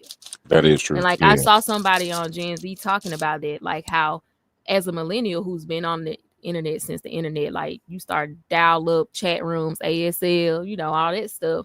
It's like I feel like I have a different understanding of what the internet is, and what it really is about. Because when the internet started, it was always a place that you can't really trust people. People be on here bullshitting. Don't put anything out that you wouldn't want to see again. Like, I feel like we had a different relationship with the internet than younger people. And the internet has always been what it is. It's a mostly negative space. Like, it's a cool space for like finding new things and expanding things, but also a space that's terrible for like personal stuff, or like formulating your personality. I don't know. Right. Like, even in those forums we used to hang out in, like when we were younger, the people who were chronically there, we knew that in real life they were not functional people, like socially. Like, we knew that. So it's just like somewhere along the line, the younger generations thought the internet is my friend and the people on the internet are my friends. And it's just the internet skews you to the negative. It's just how the internet is. And now we're antisocial, and it's showing in the trend. People act like they're on the internet all the time. So people do life like the internet. And on the internet, you go on the internet to fight. Like, back in the day, we used to go on the internet to do flame wars.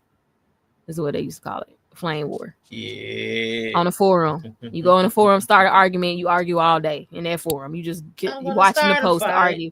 Right. That's always been what the internet was, but it like used to just be only on the internet. Now it's like people's personality is the internet. Yeah, that's facts. I know my people, we ain't started to fight. I don't know what it was.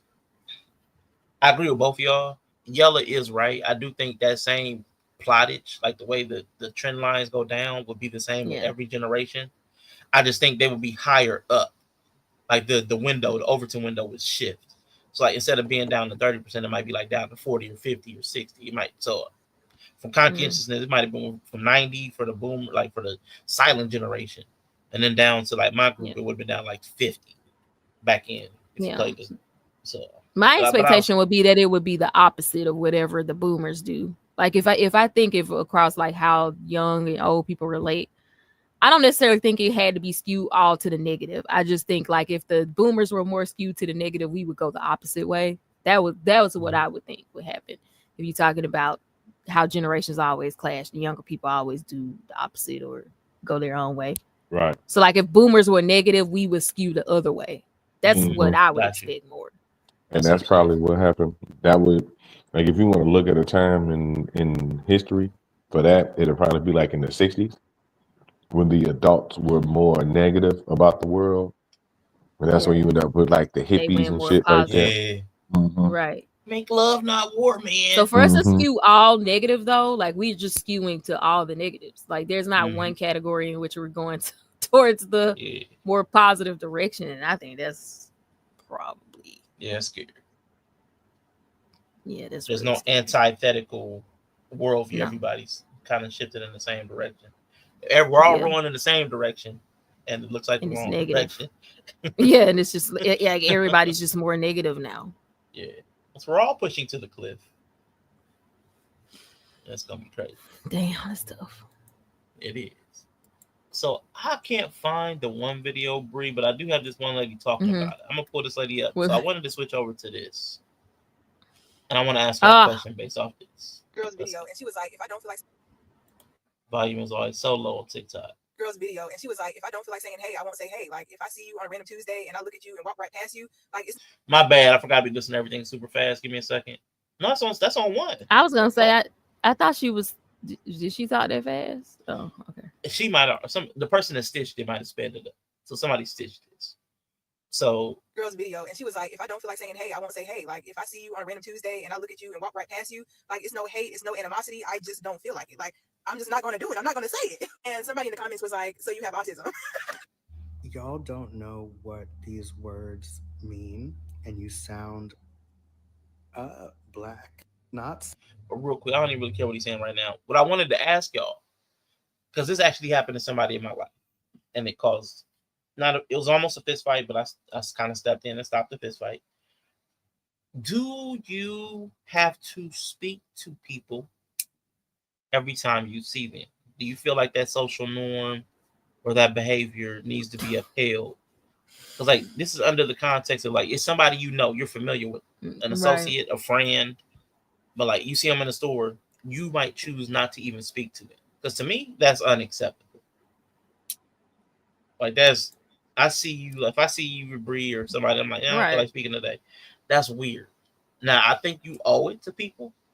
If you're going to be that type of person, they used to have shame, so they would like pretend they didn't see the person and hide or go around the other way. Yeah, you just pretend you don't see them. Yeah, you put the effort. If you don't want to speak, you got to put effort in to make sure you don't speak. Or just you don't get to just like a piece, like a hand sign of hey, you ain't got to speak for real, right? You just. But sometimes they're gonna talk. If they see you, they're gonna say something. Maybe, but I think she's fucking weird. It's normal to say hello to people. Yeah. Like you don't have to, but you should understand that's gonna come with some. Yeah, like people gonna look at you like you weird. You acting funny. Yeah, you funny. How you act like you ain't even see me? Yeah, you can just say hey and keep it pushing, and I can read your energy and tell you ain't in the talking mood. Yeah. I don't know. I just thought that was crazy because, like, I think once you get into like some forms of dynamics, like associations, like acquaintances, especially friendships and family, you speak. You just bite the bullet. Right. Yeah. She's a weirdo. Yeah, I thought that was crazy. Because these bitches low key fucking mean. That's why. That's what I'm like. You just a terrible, mean ass bitch. You're just a bitch. Right, because bet you if you wanted to go speak and they ignored your ass, they'd be like, Right. So that's how you just gonna ignore me. Yeah, the same way you was ready to do me Tuesday. Mm-hmm.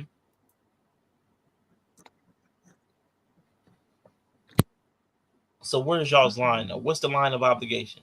Like, is there a level where you don't feel obligated to speak to people? And what level is that? If I don't know you. But it depending on the environment, I speak to everybody, even if I don't know them. If I'm going into work and it's a bunch of nurses at the station, even if I'm gonna speak to everybody, generally speaking, I might just say, hey, good morning, just in general. If I lock eyes with someone within 5 feet of me, I'm probably gonna acknowledge them, say hello, or something. Like, yeah, that's fucking normal. What's wrong with people? Okay, so it's Tuesday. You walking through the Publix, you just passed the produce, and then you see this person that you met one time through a friend. And they're looking at you.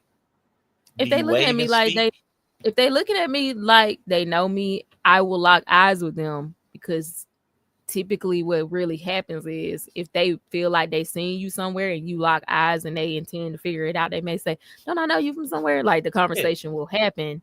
So I would lock eyes with them and probably say hello. anticipating that if we've seen each other before, they may say, "Where have I seen you?" Yeah. So yeah, I'd be not expecting an interaction, but if we interacted, if we lock eyes or something like that, or I see them and they see me, then yes, something has to happen at that point. I'm not gonna lock eyes with you and just be like, and then walk away. It's fucking weird. It's fucking weird. Like, why is she making it so complicated? I thought it was act like you ain't see the motherfucker standing right there. Right. I thought that was crazy. Y'all done locked eyes. Once you see each other, you gotta speak. You pretty much gotta speak. Yeah. Now, if I see somebody that I know and we ain't talked in a minute, yeah, I'll let you slide. If I see you before you see me, but if we locked eyes, shit, at least head nod or something. Yeah. So now my real life situation almost turned into a fist fight, and where I excused it, the two people knew each other, but they didn't like each other. So I'm like, and the one person like, if you come through my family's house, you better speak to me. I'm like, but you don't even like each other. How you gonna tell somebody to speak to you and you know you don't like each other? I'm like, that was crazy. So I just stepped in. Then I don't speak in terms. Yeah. But also, if you gonna come to if you come into the family turf of the ops, right, you do still have to speak to the ops or stay your ass out of the ops house. Yeah. What'd you say, Rashawn? I said, but if you cool with everybody else and speak to everybody else, you just don't speak to the one person that don't like you. Oh, you get your ass beat. Let's go. Dang. Come on. Hey, red lipstick vibes. You can head nod. You can say hi. Man, listen, like I've been in the room with a bitch I don't fuck with and still said hello. I don't have to have a conversation with her. I don't know. If you decide you gonna see me and not speak to me, then you must be prepared to fight. So let's just go ahead and do it. Yeah, that's kind of that's where they went. If it's your shit, yeah. But I'm assuming that it wasn't this person's house, so that person wouldn't have been there, right? It sounded like they said it was their families. It wasn't their house. Okay. Yeah, then eat shit, then, bitch. Yeah, eat shit. Yeah. Sorry, I don't know who that was. I hope it wasn't. But also depends on how big the beef was too. So let me tell you. So it a family? I'll give you more details. But this was like personal. So this was my then girlfriend. Like it was my then girlfriend, and then my older sister. And we were over my grandmother's house. Now my older sister didn't like my girlfriend, and she kind of made it known, out loud. So everybody knew that. So everybody knew. Yeah, everybody knew. So my girlfriend walked in, she spoke to everybody, and my sister ain't like that because she didn't speak to my sister. But did something actually happen between them before that, where they had a confrontation, or it was vibes, but it's like my sister, my older sister's super vocal, and if she don't like you, she makes it known. She makes you uncomfortable. She's a bully. So she told the girlfriend she ain't like her. Yeah. So it was a big old thing. Everybody knew, and it was like, okay, I'm out of respect for Rashawn, I ain't gonna have words with you. I ain't gonna go back and forth with you. That's my dude. You a sister. I mean, I get why she didn't speak. I'm not gonna say she wrong for not speaking, but that's also a very that's a posturing that you kind of got to be ready for whatever. And she was. And when my sister was like, "Let's go outside," she went. Yeah. And it was ready. Like you ain't about because you postured that's a posturing to say. I'm willing to take it there. Once you decide you're not gonna speak to somebody at the family house, you're posturing. They was both ready to throw hands, and I was like, we fighting. Yeah, sorry. We fighting. It's social, it's just a social thing. Like, man, listen, I don't care. I don't know, man. If I'm invited to somebody's house and somebody I know who's made it known they don't like me, tries to you gotta speak to me, nah. But like you said, I'd be ready. I'd be ready to fight. Because I know we already know. I would have known because we don't like each other, and I know we're going to be in the same space. It could pop off. Yeah, and that's just like it goes back to not speaking to a person is an act of aggression. Yeah. I don't care how people want to slice it. It is an act of aggression. Now, depending on the other party, like honestly, me in real life, like I'm probably not gonna I don't think nobody worth fighting for real, like in my big age Yeah. now. So like even if she didn't speak to me, I'd be like, she acting funny, whatever. I just like whatever. We ain't fucking with each other. But you do have to realize you may run across the person who is willing to fight. And now you in a fight. Yep. Yeah. Cause I'm of the mind, like I'm of the mindset of two. You also trying to bitch me to get me to talk to you. Yep. Yeah. It's definitely a power struggle. It's a territorial thing. So you don't get to bully me and then bully me when I don't want to talk to the bully. Like you don't get to bully me both ways. Yeah, so sometimes you just gotta swing on the bully. Yeah. That's the man. And that's kind of what that is like. It was fun. Yeah. But yeah, she doing the most and talking about you autistic, like bitch. Yeah, that's why. Yeah, some people just rude and disrespectful. I work with too many people who I know are if they are on the spectrum, they functional enough where I can't tell. And they got whole licenses. Professional license. So I don't know what their problem is. They also don't have social lubricants. So some people, you remember all them red lines going to all the negatives? That's all this is. Yep. For sure. That's all this is. And they're kind of finding all these other excuses for just people being socially untrained. So now I have a question, and this actually will pertain to all of us in some varying degree. But if a content creator or a digital acquaintance ghosts you, like, so I know like Khadijah and Bo, who we like, me and Bree, we both seen some of her stuff. She just like, well, I know I've been away for a while. You know, we hear this constantly. I've been away for a while. I know I've been gone for a while. Sorry, I'm gonna start posting. People disappeared on you. They were content creators. They were consistent for a while, and they just fell off and just didn't say nothing. Wasn't community tab update, nothing. Disappeared. How do you handle that? And how do you think they should handle? Like, do you owe something to the audience? And as a digital ghoster, Bree, do you have particular feelings as a damn? Nope. I don't think people owe anybody anything. I think it's nice. Like Corey Kenshin is another. He good for ghosting. That motherfucker disappeared for 2 years. Pop up. So dang 2 years. Yeah. That man would disappear and then be like, but he got like 1 million something followers though. That's different. Yeah, but I'm saying he's another one who do shit like that. Like he'll just disappear. But I don't think. I think it's nice if you got a fan base. It probably would be nice to if they're invested in you. It's probably nice to let them know, like, I'm taking a break. It's a nicety. Okay. Like most social things, it's a nicety. So if you don't do it, expect backlash. Okay. Yeah. Okay. Can y'all hear me? Yeah. Yeah, I hear you. I know Yella tried to ghost us one time. We almost beat down his door to look for him. Caught him people on him. Yeah, but you ain't allowed to ghost. They showed up like they showed up like Duck. Duck and JT from they showed up like Duck and JT from the Fire Heartbeats when they walked in Eddie Kane room. He turned over. He was like, "What? Because I had one, two, maybe 2 drinks. Wasn't I'm an alcoholic now." Ho, is you cool? Man. That's all you gonna get. You can't be disappearing. Yeah. Yeah. People are just socially inept. I can't believe that girl tried to say she autistic. Because she a bitch.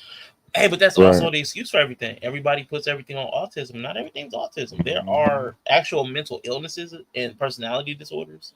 Everything's not autism. Or you could just be a fucking barbarian who don't got no home training. That's what we call it. Any of those things, man. Yeah. Some people ain't got no home training. Yeah. Could be a lot of different things, man. Every time somebody does something that's not what you expect, does not make mean they're autistic. I still blame Gen X though, just so you know. I mean, shoot, the way them red lines stuff was dropping and the blue lines was dropping, it could be on anybody. We blame anybody. I guess y'all was not in the dots. It's millennials and Gen Z, right?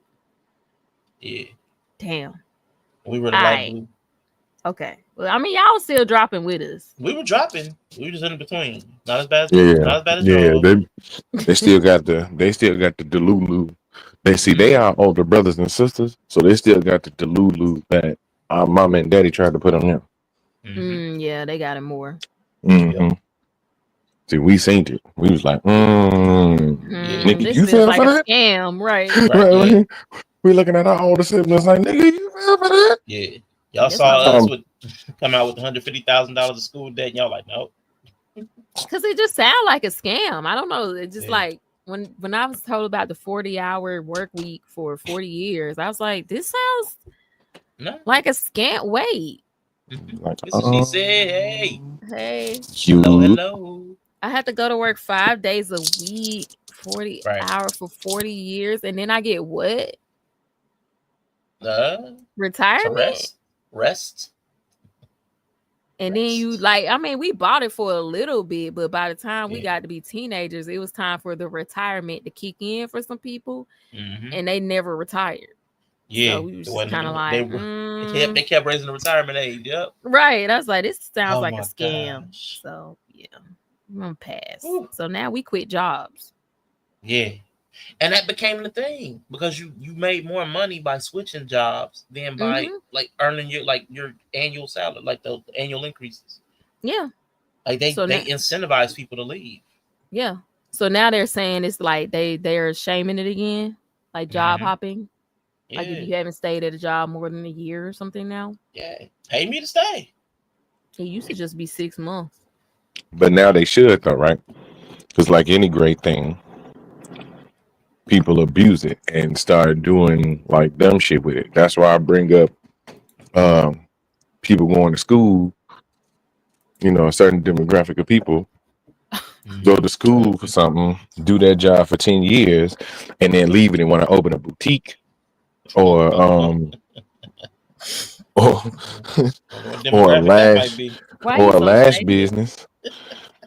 And then because you built up that because they still built up that $100,000 worth of debt, and then they left it. So they're not paying. That's the beautiful thing. Like these chicks not paying their fucking debt back. They're just leaving that shit. They're just leaving it. They're just leaving it. They're like, it's a gift. Yeah, look, right. Like the jewelry that ex-boyfriend give them when they want to ask for the ring back and shit, or they want to ask for the necklace back. This was a gift. Okay. No, it was actually a sign of a binding intention. It's a loan like a sign of a contract. Right. It's literally called a student loan. No. Student gift. Right. A manifestation offering. Because this is what I deserve.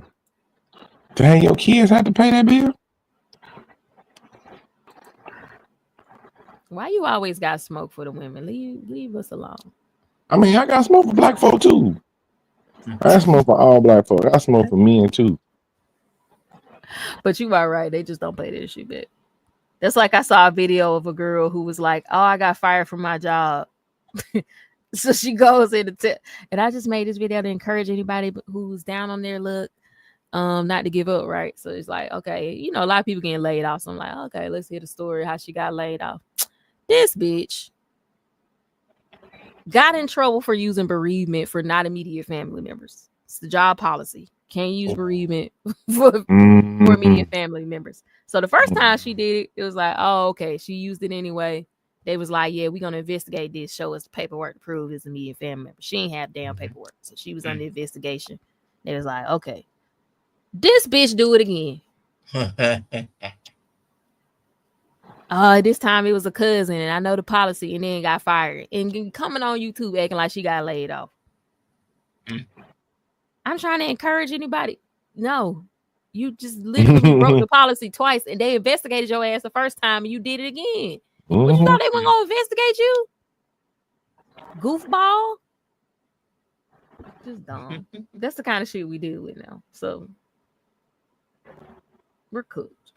I got an auntie like that. She be wanting to go to company everybody's funeral. I don't understand why it even matter. It don't fucking matter. It's the policy. She used to go to everybody's funeral. Like everybody. Just no, and not even bereavement. No, just that because I know somebody like that. She go to everybody's funeral. She go to everybody's funeral. Like, goddamn, I just went to what's name funeral. I know them, but I know they ain't close enough. They ain't even close enough for us to go to their funeral. We went to high school together, and I seen her 10 years ago at an event. I'm going to her funeral. Like, but you know, old people call everybody when people die. They sure do. She ain't that old. She only like 3 years older than me. She one of them aunties. But she picking her lane though. She picking her package. Yeah. She starting early. Yeah, right. Yeah. You got to pick your lane, like in our age. Have you picked your old person funeral lane? Sitter. Hell yeah, dirty old man. I told y'all a long time ago. Yeah, dirty old man. What's your old person package? Oh, I'm the hermit. Yeah, I'm hermit. Oh yeah, you are the hermit. Yeah, hermit. Yeah. He gonna be what's the uncle from Soul Food that lived up there? Oh yeah, the one you never see. Just slide him away. It's either that or the old dude that you never see outside. You see the curtain move. Mm-hmm. And then you gonna be like that. You gonna be like that nigga in the Sandlot. James Earl Jones. Yeah. Whole time y'all ain't even know an old black man was living in that goddamn house. Kids in the neighborhood be trying to catch me when I grab the stuff off the porch. Trying to catch a look. He gonna have a legend story behind him. He's actually an interesting old man. It's like, isn't that what happened in the Sandlot? Did he end up being like really cool? Like, oh yeah, he ended up playing. Yeah, he was a former major leaguer. Yeah, right. Right. Yeah, that's what's up. Like, it's pretty cool. Nobody. I mean, they're playing the games they playing. It's like he got the old edition. Yeah, that's gonna be you. I haven't picked my old person lane yet. Okay, yeah, you got time though. I don't know. Is there an archetype for it? I don't know. Yeah, there's different types of women. Yeah. I think I'd be a fun auntie, but I'm not like this perpetually single, travel all the time fun auntie. No. Yeah. But I don't know the other. It's a married version of that. Yeah, it's a married version of that. Yeah. Oh, it's the auntie house you like going to. You have a good 5 different types that you can slide into pretty easy. Like you gotta scary because you're kind of diverse. Scary stuff. Yeah, because you could go the wise auntie that people come to for advice. You could be the busybody auntie that knows everything. Oh, I was the nurse, and you got to do this and this. Not this. How you got to. You could slide into that if like your neurotic system kicks in at 40. Yeah. You could be the debaucherous auntie. I mean, old person. When you get old, like you could go so many different ways. I got a lot of slides. I gotta be careful. Yeah. Sneaking the teenager shots and shit. Yeah. Oh, I'm definitely gonna be that auntie because I don't give a fuck. At the family function, huh? Drink this. I'd be like, girl, taste this beer. But you got enough assets that you could be allowed, or you could turn into the fairy. You could go. Once you hit 45, I'm probably gonna go full fairy. Yeah, because whatever hit you at 40, and by 45 you're like, oh, this is what I'm doing now. You'll kind of probably have. Yeah, I'm gonna lean on. I'm gonna be like them ladies I met at the car concert. She was like 50. She organized all the fan stuff for free. I love that for her. Wow. She ain't got nothing else to do. She did all the banners. She did the sing along. She was talking to Kai management, getting the flags, the official meetup, getting the coffee shop, official drink. I said, yeah, she's my hero. Yep, that could be you too. Yeah, that'll be a good one. Fuck these kids. Bet you she a retired nurse too. She probably is a retired nurse. She got too much money. Got too much money. She ain't got shit to do with it. Too much money. Kids probably older. You know what I'm saying? Or ain't have none. Yep. She came all the way from DMV. Oh yeah. Yeah, she got the bag she too. Got money. Yeah. Hey, she do got money. Shit, I didn't think about it. Yeah, she got that bag. Yeah. It's like, wait, what you do for a living? Damn. And she doing all that for the love of the game? Hell yeah, she got the money. Yep. Who she leaned up with? You know what I'm saying? Let her slide me $20. Bitch broke. Shoulda. Right. Just shoulda.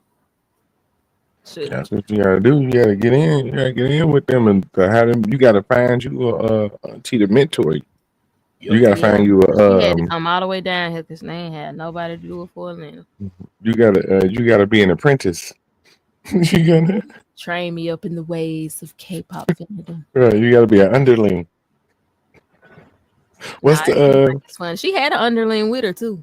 What's the it's a term they use for the backup person in a musical.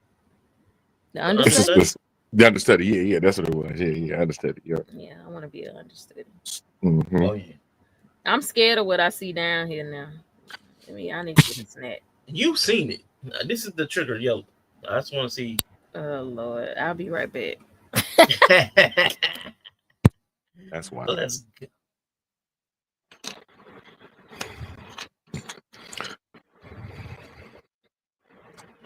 Here we go. Here we go. Yeah, buddy. I just want to see if this lands on your ears. Y'all, I swear y'all overhyped her, man. I swear she's so overhyped, bro. She is so overhyped, G. Like, oh my God.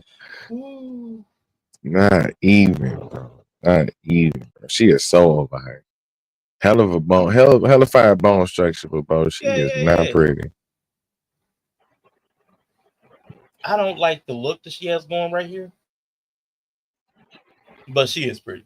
Like, this is not the look. This is actually a nerf, but for the women, this is a buff. Like this, for women, they'll like this. But I saw her in the villa with like less makeup and stuff on, less glam, looked way better. But this actually kind of makes her look. It's kind of like a retro look, kind of like 50s, 60s, but it's just not hitting for me. But I know the ladies love it. They don't want the same stuff that we do. She ate. She is pretty. It's a look. Yeah, she's eating the look up. I mean, she looks like she's ready to be part of the civil rights movement. Like, like she's marching behind the fellas or something. I'm with it. Welcome to the stage, Motown's newest signee, Andrea.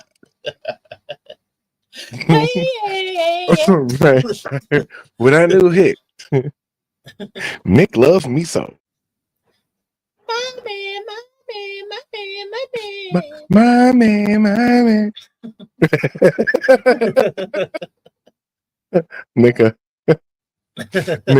Nicka Landry and the Islanders. My man is a white man. Oh yeah, he's the right man. He like him a dark skin.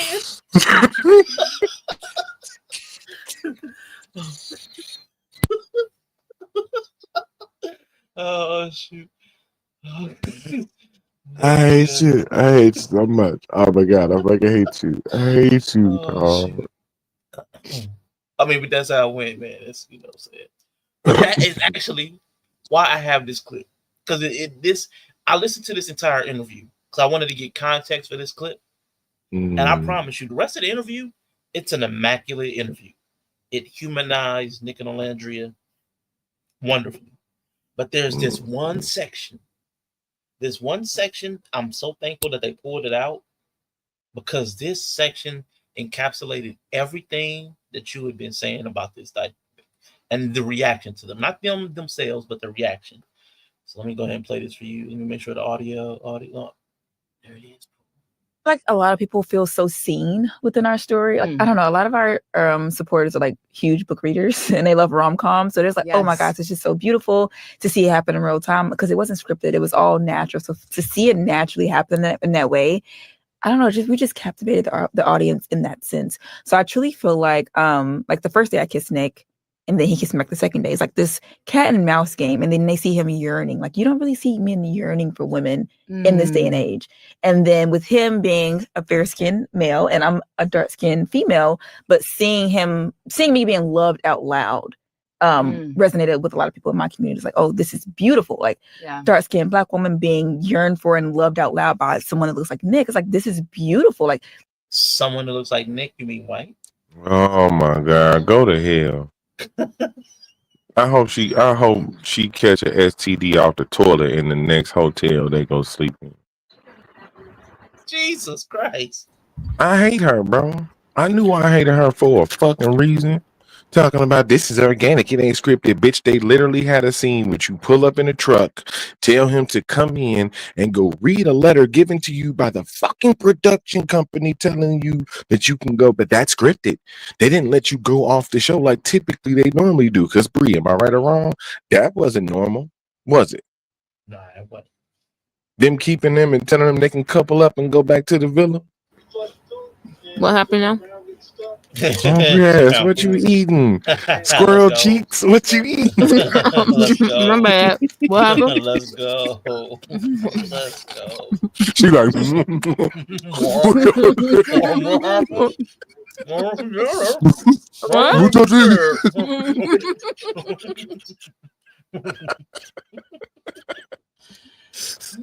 We was mid rant. I thought I was safe to eat. You thought you was good.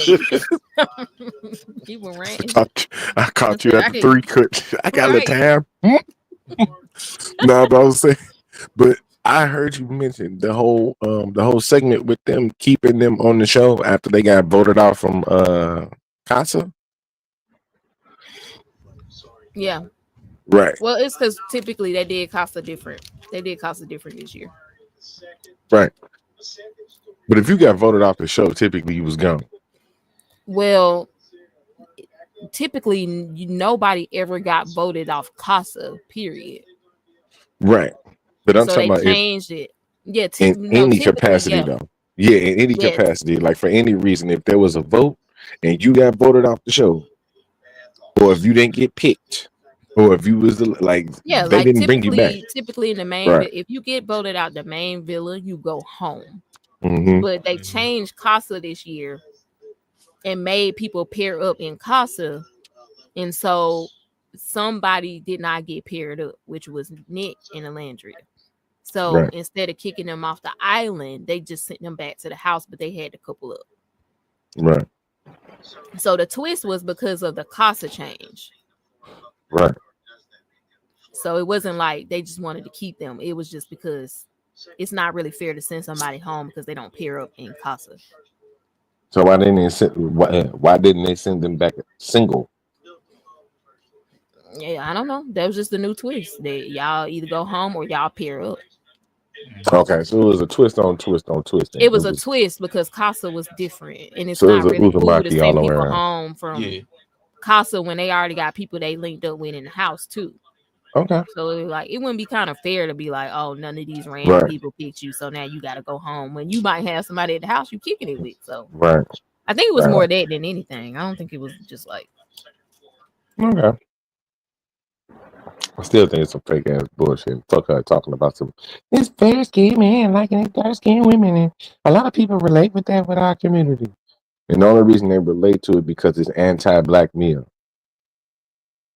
It's not for what it is on the surface. You don't think people can relate to that? Like you don't really truly think. I'm not even gonna say it's a woman thing, but no, because if I'll say this: if she never hooked up with Taylor, motherfuckers wouldn't feel that way. You wouldn't have a catalyst. You wouldn't have anybody to bounce Nick off of. You see what I'm saying? You wouldn't have a comparison. You wouldn't have an either or. Because there's a lot of people that specifically like her because of how Taylor treated her, or because they don't like Taylor and they wanted them to work. Because they originally wanted the black love of Taylor and Alandria, but since he was like, "Nah, I'm good," not being attracted to her offended a lot of women. Yeah. And now here come this dude. He's super attracted to her, and he just so, like she said, he just so happened to be fair skinned. Say he white, because bitch, I'm fair skinned and I'm black. She was dancing around that. Well, she read a stare herself around that one. Fair skin, or somebody that looks like Nick. Belgian ass. He's Belgian. Like this waffle ass nigga here. This waffle on ass nigga. Waffle from Bella, waffle from Sierra. I don't know. Now, I think there are a slew of Alandra fans that just like her because she's a pretty dark skinned woman and they just want to see her win. Nick or no Nick. Right. I think it's just she got a lot of fans because she's a pretty dark skinned woman and people want to see her win. Yeah. I don't think the men had to be there or not for the support. It just made the story more compelling. Yeah. The girls thing, because she's a woman, she would have had supporters regardless. Then she's a black, dark-skinned woman. She's going to have a certain group of people that are for her regardless. Because y'all do that whole rally around somebody, it's marginalized. Y'all do that. So, yes, you're right. But there's also a very vocal group that became galvanized around, one, anti-Taylor, because how dare him not be attracted to Orlando. Mm-hmm. Then there's the second group I would say is actually kind of justified. Like, how you gonna play? I'm a fan of hers, but how you gonna play her and not communicate that you weren't that interested? Like, you kind of strung her along, kind of maybe hindered her chances, which I would say that's more justified than just hating him for not being attracted to her. That's crazy that he just has to be attracted to her because you're attracted to her. And then I feel like it. Oh, sorry. No, go ahead. No, I was gonna say I feel like most of the hate towards Taylor, most people didn't really care for him. Really, they didn't have the vibes or chemistry from the get-go. But as far as like watching it and just being on Twitter, I don't think most people had hate for Taylor. It wasn't just like, oh, you're not attracted to her. It was most people perceived his behavior as stringing her along. Yeah. I think it was just like, you knew you wasn't attracted. And I even think that even if it would play it out different where over time they had a connection, I think people could have looked past the like, oh, he wasn't initially attracted to her. But I think it's just the way he did it.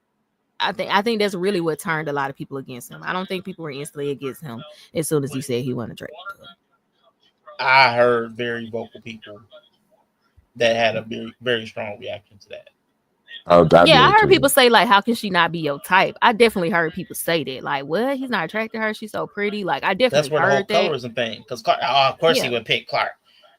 Yeah, but that's what I'm saying. It was like after. That's what I'm saying. Because when he said that versus when Clark even showed up, it was so much time in between that. So that's what I mean. I don't think people really turned on Taylor just from saying, like, oh, I'm not really attracted to her. Because that was like the second episode. And Clark didn't even, that whole fallout didn't even happen for a long time. So I'm just saying, like, when it was playing out, I didn't see most people turn on Taylor from that episode. Like, yeah, I don't have a timeline for sure. I know for sure I didn't pay attention to it, the timeline of events. I just know I've ingested the content around that time, and I can't say exactly when it hit, but I know. Yeah. It was a retrospective thing. That's what I'm saying. It had all compiled, and like by the time man, got there. I feel like there was a lot of hate for Clark. I mean, a lot of hate for Taylor before Clark. I don't know. No, people didn't like him. I'm not saying people liked him before Clark. I'm not saying that. I'm just saying, like, when most of us we weren't feeling Taylor from the beginning. Right. Especially not for Ola, because they didn't have no chemistry. Like, people was like, they don't have no chemistry, whatever. He said in episode 2 he wasn't attracted to her. Cool, whatever. I don't get it. She's attractive, blah, blah, blah. But people wasn't still, like, people hadn't turned against Taylor really at that point. It wasn't until much later when Clark showed up and he was giving Clark all this new energy we had never seen from him. And then everybody's like, oh, okay, I see. She just wasn't your type. Oh, you just into light girls. You into white girls. That's when all that shit started. That's when that conversation started. So, and for me, I would just argue, I think it just intensified then. That's when everybody caught on. But I do think people, because there's nothing different. That argument isn't anything different. I'm not attracted to her. And then, oh, you really like this other type. That's the same conversation. Mm-hmm. So just there's a lot of slow women, is what you're saying. Because that's the same thing. I think the reason I withheld saying that argument is because I've seen in the past where somebody wasn't initially attracted to somebody, but then they give it time and like, oh, they might end up attracted to them, and it's nothing. Like, it's not a big deal. It's whatever. Okay. So I don't think originally just him saying that was gonna be enough. But once the Clark thing happened, how he played it, like how it went down, it was like, oh, like she wasn't your type. Like, yeah, I wasn't attracted to her. He was saying I'm not feeling her in that way. Well, he was just like, I'm not really feeling her in that way, but he still seemed like he wanted to like keep following it. He didn't say like he thought she was ugly, or he didn't say specifically what it was. He was just like, oh, I'm not feeling her like that. That's what he said. So it's like, okay, that can mean anything. Gotcha. That don't have to necessarily mean like he didn't, that can mean anything. So I kind of just like, okay, whatever. But then when Clark came, it seemed like, which could be a false equivalency, that, oh, you just like light-skinned girls, or oh, you like white girls, or something like that. Which I don't think he like white girls, but he just like light-skinned girls, so she just really not your type as far as her skin tone. Oh, that's what it is. I don't know, like somebody just saying I'm not feeling her like that. They don't mean nothing to me. Like it means he not feeling her like that, but I don't know what that means. Gotcha. Okay, so I hear how you're ingesting it. Yeah, but it's hard because we've seen examples of that. Like as soon as the dude reject, it was something. Man, it was something. Oh, this stupid ass pop the balloon shit. Where it was two light skinned chicks at the end, and they both popped dude balloon because they said he rejected the dark skinned girl. He's like, I don't want nobody want to be with me just because I'm light skinned. So there's already this thought that if like I reject a dark skinned woman, that automatically means that I don't like I know we was joking, but even y'all was kind of saying it, and I was like, no, just because I don't like that dark skinned woman doesn't mean I don't like dark skinned women, period. You know what I'm saying? I would probably prefer a dark skin. Yeah, unfortunately, because his language wasn't specific, it left a lot of space to project what it means. And like space, you know what I'm saying? Like it just leaves a lot of space for it. Like if he just really don't like dark skinned women, he wasted her time. Like and that's what if I it was was just saying. like, if it's really like, I just really don't like, when I was dating, I had a white guy be like, I just like white girls. Great. Don't waste my time if you know you ain't really fucking with black girls and you really just want a white girl. If you were to date me and waste my time, I'll be a little pissed to find out at the end it was like, oh bitch, I never had a chance. So I don't know. I'm not saying that's what happened here. He could just think she got weird features. Like he never said. He never said. Right. He could think that. I see it. He could just think he don't like her from certain angles. It could be anything. He might not like her toes. He said he likes Shelly. Now Shelly. Come on, Shelly. Yeah, he said he like feet. It might be her toes. I like me some Shelly. Yeah. To his defense, he never said what it was, but it just left a lot of room for people to. Yeah. Once I heard your explanation, I for me, I feel like it's like guy, girl, like the way we transmute stuff. Because I feel like as a guy, there's somebody, when you're talking about somebody you don't know that well because you haven't been around them that much, and you say you're not feeling them, from a guy, we're talking about physical attraction. Because we already know that we don't know you. Like that's the prerequisite. So the only thing that we could not be feeling would be your looks. As long as you're like a reasonably personable person, and she was, there would be nothing to not feel. Like, because you're getting to feel her out. But I hear now how you heard it and how a lot of other women probably heard it the exact same way. That could have meant anything, and it was, probably not. Yeah, I see you. Like it's just an attraction thing. Yeah, and he didn't say what it was. So to his defense, it could be anything. It could have been. It could be her toes. Yeah, I get it. Yeah, it could have been. And more than likely, it's a combination of things. But I'm just the predominant thing for me, from a dude, 9 times out of 10, in that situation where you couldn't possibly know the person, would be the attraction. Yeah, and it would just be mean to just go down the list of stuff you don't like on her. Also, like I can see why he would say it that way. Like, oh, I don't like the way her eyebrows sit on her forehead. Right. Like, you'd be like, what's wrong with you? Like, why? She definitely looked like a little boo boo. Like, It would I'm be just gonna weird keep to it a just go being. down a list of everything he thought was off. So There it's you probably just go. like I'm not feeling her like that. So I Well, get she why do he look like a upset. boo. She look like a little boo boo. She does not look like a boo boo. She do. If you just think she not attractive, that's cool. Yeah. Some people Now, think the little boo boos is cute though, right? some people do. Some people think they're demonic. I think she's an attractive woman across the board. I Some mean, people think panda bears is some cute. people don't like certain features though. I do. Like I like panda some bears. women don't think Nick is attractive, Yeah. Exactly. and And I but done he's seen some generally ugly considered, niggas. I done and seen some she's, ugly niggas. but he's generally considered attractive. So I mean, Yeah. she That ain't no nigga different. Jonathan May just looked like Stop. Don't. that nigga Don't.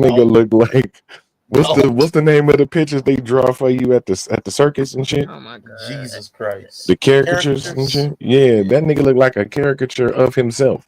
Like somebody draw. I hate you so bad. Somebody drew him and then drew him. Somebody drew him. Drew him and then drew the drawing. And then drew the drawing. You stupid, man. You stupid. You stupid. I can't stand it. Okay. I can't stand it. He ain't that bad. But I want you Shout out to Jonathan Majors. Yeah, shout out to Jonathan Majors. I want you to see if you can read that on the screen, or is that too small? It says blah blah blah blah Landria speak. Oh, this is healing the world because you don't see this often. That Yeah. Oh. Yeah. That's her and Shonda Rhimes need to work together because that's Shonda Rhimes' mission statement right here. Yeah. But they And I gonna hate love her. it. A woman that looks like her and a man that looks like Nick. That's healing the world in a sense, Yella. This Shonda Rhimes' whole bag. Heal the world. Make it a I mean, Michael Jackson was a black white woman, so I guess this is somewhere in the middle. Yeah. So I don't hate. This is like healing the world in a sense Okay. because you don't see this often, I didn't think it was going to actually play. I thought I was going to cut it off because I paused it. especially not in real time. Yeah, it's okay. That was where I wanted to start. That was with Yeah, that, bro. you know. Healing the world, I mean, come on, man. You don't believe that? man. Because you were just obviously upset that nigga Taylor didn't want to be with you, and now you making it seem like this was just so meant to be. You wasn't even feeling this dude in the beginning. Hey, they're re-narrating it, man. Now it's a slow burn, friends to lovers, like people to read stories, like you said, romance novels, rom-com. It's retcon. Just retcon the whole story. Like we didn't sit up and watch. Well, y'all sat up and watched 37 weeks. I got about 8 in with y'all. I say there was people who was team Nick Landry from the beginning. They seen it. So Yeah. I mean, it must have There's been some something there. If you had a whole group of people who seen that shit and was riding for it, even when there was seemingly no hope that it would ever happen to other people on the show. They were like, I don't even see it. I don't even see it. But you had a whole bunch of people like, nah, it's there. Yeah. We seen it. Even before shoot, they was locking week 1. Mm-hmm. Yep. So some was there. No. Some was there. Now let's go a little bit down further in the rabbit hole to see if I can trigger Yella. Here you go. I hate you. Who is this? Just somebody on Threads. Johnny Baby Bailey. Nobody of importance. Okay. No one is addressing the elephant in the room. Here's this year's it couple of season 7, Love Island USA, and 12, Love Island UK. I'm a fan of both Nick and Alandria, and Tony and I'm going to say Cash. Both are interracial, yet the UK couple never got hate or something back, yet the American couple did. Why? Because society is okay with black men dating white women and not okay with black women dating white men. So I get colorism plays a huge part, but no one talks about their genders. The hell So is that either in the y'all back? agree with that? That's on TV. I think it's weird to. I think first of all, nobody was watching UK. Most of the American fans have only watched this season. It's the first season. Most of the people who cheering for Nick and Landria have ever watched. So nobody's watching the UK. No one gives a fuck.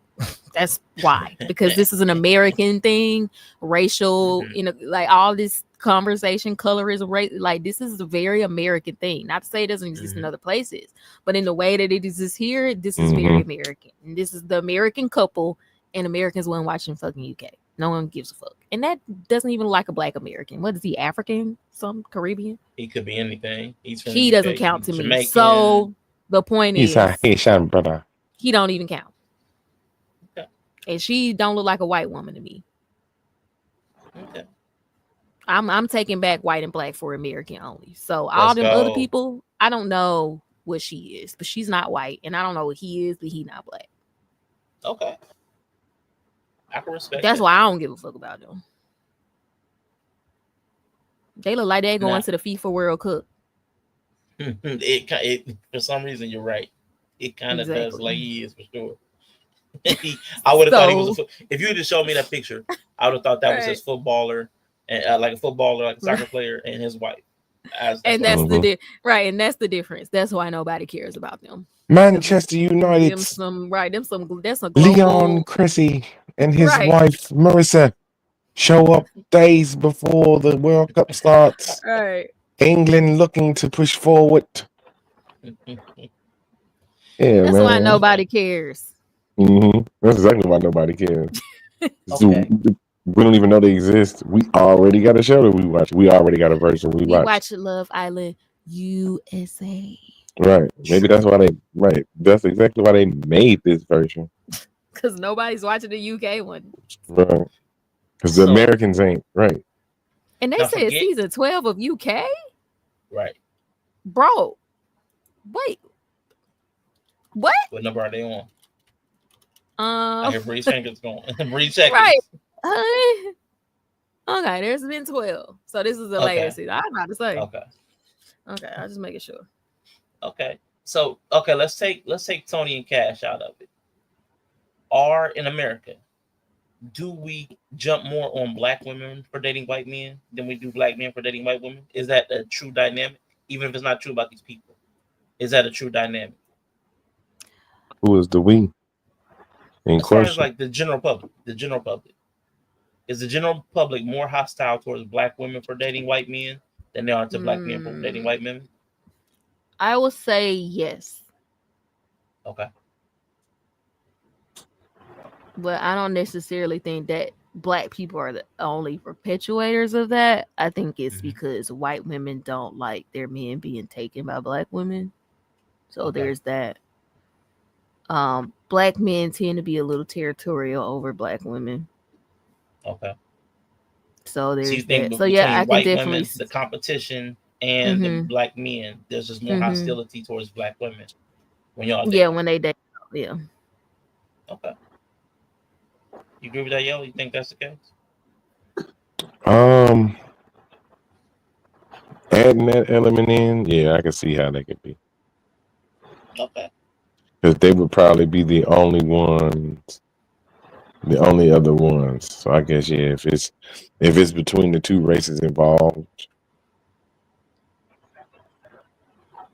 maybe.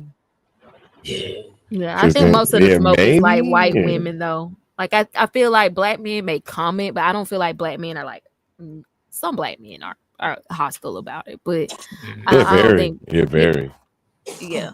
But I think some just like, oh, that's you dating a white boy. Like family, black families can give you shit about it. But it's usually like at this point, it's not like serious, like guess who's coming to dinner. It's just kind of like comments and shit. It's like shade. You might get a little, they pick at you about it. Okay. But the white are definitely hostile. All right. I personally disagree with you, but I don't want to elaborate on that. I actually want to drill down. Now, what about more specifically between black men and black women? Are black men more hostile towards black women for dating out, or do you think black women are more hostile for black men for dating out? I think black women are more hostile to black men for dating out. Okay. If it's just black people. Yeah. What about you, Yella? What you think? Yeah. Now that I agree with. That's what I was gonna say. If you including the white perspective on it, then maybe Yeah, Bree so is that's her right. But point. when it come down to just us, yeah, they definitely have a problem with black men dating white women. Yeah, because it's almost like, oh, another one's gone, and so many of us are Mm-hmm. still married or like Mm-hmm. struggling to get the good picks, and then when y'all get higher, y'all go date out. Like that's kind of the narrative. All right, so this was another comment down the thread. So there was that, and then I saw this comment, and it just blew my mind. I was like, "Are you serious?" Oh, trying to make it bigger. Oh. Nikki Nicole Star. I don't think it's just colorism. I think it's submissiveness. Black men who date interracial usually submit to their non-black partner. They become compliant and inferior. When a non-black person gets into a relationship with a black woman, they become woke and aware. They grow and change. They This become upsets. bullied. They become forced. They feel they become pressured because you don't even meet them halfway. You make them do exactly what the hell you. All of your culture becomes all his only culture. Talking about they become more woke. That's because you keeping them up. You yelling in their ear all the You goddamn won't let time. them sleep. You won't Now let them you get sound no like who rest. made the comment talking about who said it? The black was that Andrew? When did the whole thing did Andrew The Schultz black is kind of like girlfriend that. affair. Schultz? Yeah, he Yeah, said Grow a beard, because grow a beard because the yeah, song. So yeah, because of sound like abuses. it be like yeah. You That's bully them funny. into you bully them into you bully them into only accepting your culture. You don't meet them halfway. There is no meeting of halfway. That's why when they was bragging about the black girlfriend effect, it was like, oh, so you got them to be the nigga that you couldn't get? Congratulations. It's the same way they do with their kids. They dress them up like the daddy that didn't want them. Oh, Or the nigga that they couldn't have that kid with. Jazzy. I don't know. I kind of always saw it as like certain people draw certain types. Kind of like the white boy that's like gonna chase down a black woman is probably already such a level of open to other cultures that he would welcome that. Yeah. I don't even think it's like this whole they turn this there or they turn that. It's like nah. Or like a black man who marries a white woman probably is just used to working with other races already to be in proximity of white women. To even date a white woman, like he's probably just like that because he's had to navigate white spaces. So what you see is him being able to, like, he just had his been molded by that, and we see that as submissive or inferior. Like black culture looking at him from outside of it, like, oh, he's so submissive, but he's had to navigate spaces where he's had to learn how to like work with these people. And that's why somebody like Nick being with somebody like Alandria makes sense to me, because Nick has traveled to all these countries. He's, he has an interest in other cultures. So a white person like him being with Alandria, he's going to see that as another like, oh, I have to learn this. And so I can see him like being like very into like, oh, tell me about your culture. Let me see, I don't know. I just think certain types gravitate that way. No, I agree. I don't think it's a transformation. I think it's just certain types. I think there are types, and I also think this is just false. Like what she's saying. Yeah. Because Like, based on everything else I hear about black men, they don't submit when they go date with other cultures. They're the same black men, because they also say that black men are running away on the other women too. They're leaving now. They're making them babies mamas too. Where's they the leaving submission? too. Yeah, the other women are divorcing black men at the higher rate than we are. So there's no submission from black men on the first part. But I also think that white women that deal with black men are more prone to be black coded. Mm-hmm. I They're don't gonna be think more aggressive or more assertive or more dominant. Mm-hmm. Yeah. And they even say that, like even Chelsea Handler was talking about, I got to deal with black dudes because white men say I'm too much. So I don't think black men submit to these women. They're just to the level of aggression that we're used to, and they come to us, not us going to them. Because if a black man conforms to white society, if he's on the same level as the white man, the white woman is typically in that domain is going to choose the white man because of the social expectations there. It's not. That's going to be more rare for a black dude to get a white woman in that domain than in the hood, where a white woman will come to the black man. So just based on numbers, I don't think this is what she's talking about is usual. That black men become compliant and go into whatever culture they're. I just don't see that. No, that's what I think. It's like stragglers from each race who don't quite fit what their race expects from them finding each other. A lot of times, like you said, that more assertive white woman, or that black guy who's had to navigate white spaces, so he's a little bit more white coded, maybe. Yeah. Or the white guy who has traveled all over the world and enjoys other cultural experiences outside of his own, going for a black woman with a strong cultural background like HBC. Something like it just feels like the stragglers are finding each other. Yeah. Even with Nick, everybody was like, "Oh, I think he got a lot of black friends." Like a lot of people, if you are in the dominant culture and steeped in the dominant culture, you don't typically stray from the dominant culture. But if you are, like you said, open and explore, well, then those people are more likely to pair up because they're open to explore. Yeah, that man have been to 44 countries. Yeah.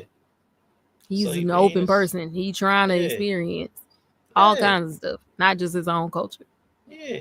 Plus he's also not a white American in the classic way. Right. Exactly. He's European. Which is important. He likes some Belgian chocolate. Culturally, he's European, and they have different viewpoints of race too. Mm-hmm. Yeah. Who, little weirdo? Nick, his dad's Belgian, and his mom might be white. I'm not sure, but like, she's spicy white. Yeah, he a different type of white. I would say he ain't really full white. They're not white. I told you I'm taking black. I'm taking black and white back for American. Yeah, even white is an American thing. Yeah, like it's an American thing. He's Belgian. He's Belgian. Right. If you're from France, you French. Right. And that might be why she don't call him white. He may consider himself Belgian. Yeah. But he white over here, player. I'm sorry. Well, it's the same way Africans are black over here. But I'm just saying, like, because he white. He didn't grow up over there. He white. You feel what I'm saying? Well, that's what I'm saying. Like in the same way of like how we have the conversation where I'm like, okay, a second generation African, they over here, they're black. Like they grew up over here, they're black, but culturally they're still African. Mm-hmm. They're still gonna have the cultural. They're close enough. Their parents are from the other country. So they're still going to culturally have, right. They're going to still culturally have the ways of the nationality of their parent is what I'm saying. So they're both like they grew up in America, but also you have this other culture that's affecting how you see the world. So that's what I think. Okay. They suspended him. So I mean, and that's the other thing. Like people are like, "Oh, it's so crazy. He has to have black friends, or he can just be more European coded." Also, and they be dating outside their race.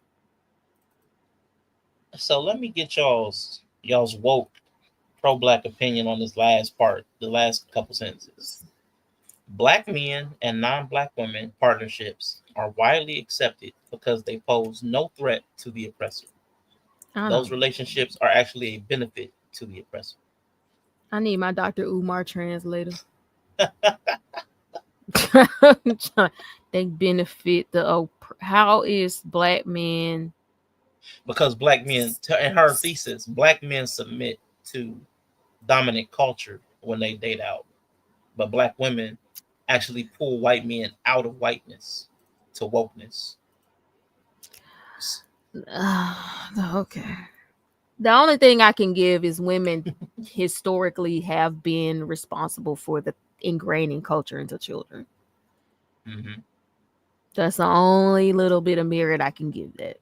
So a white mom, like they say, is gonna, you know, there's gonna be more white culture in those kids. Black mom's gonna be more black culture. So it's less about turning the man into something of, it's about what are your kids gonna be.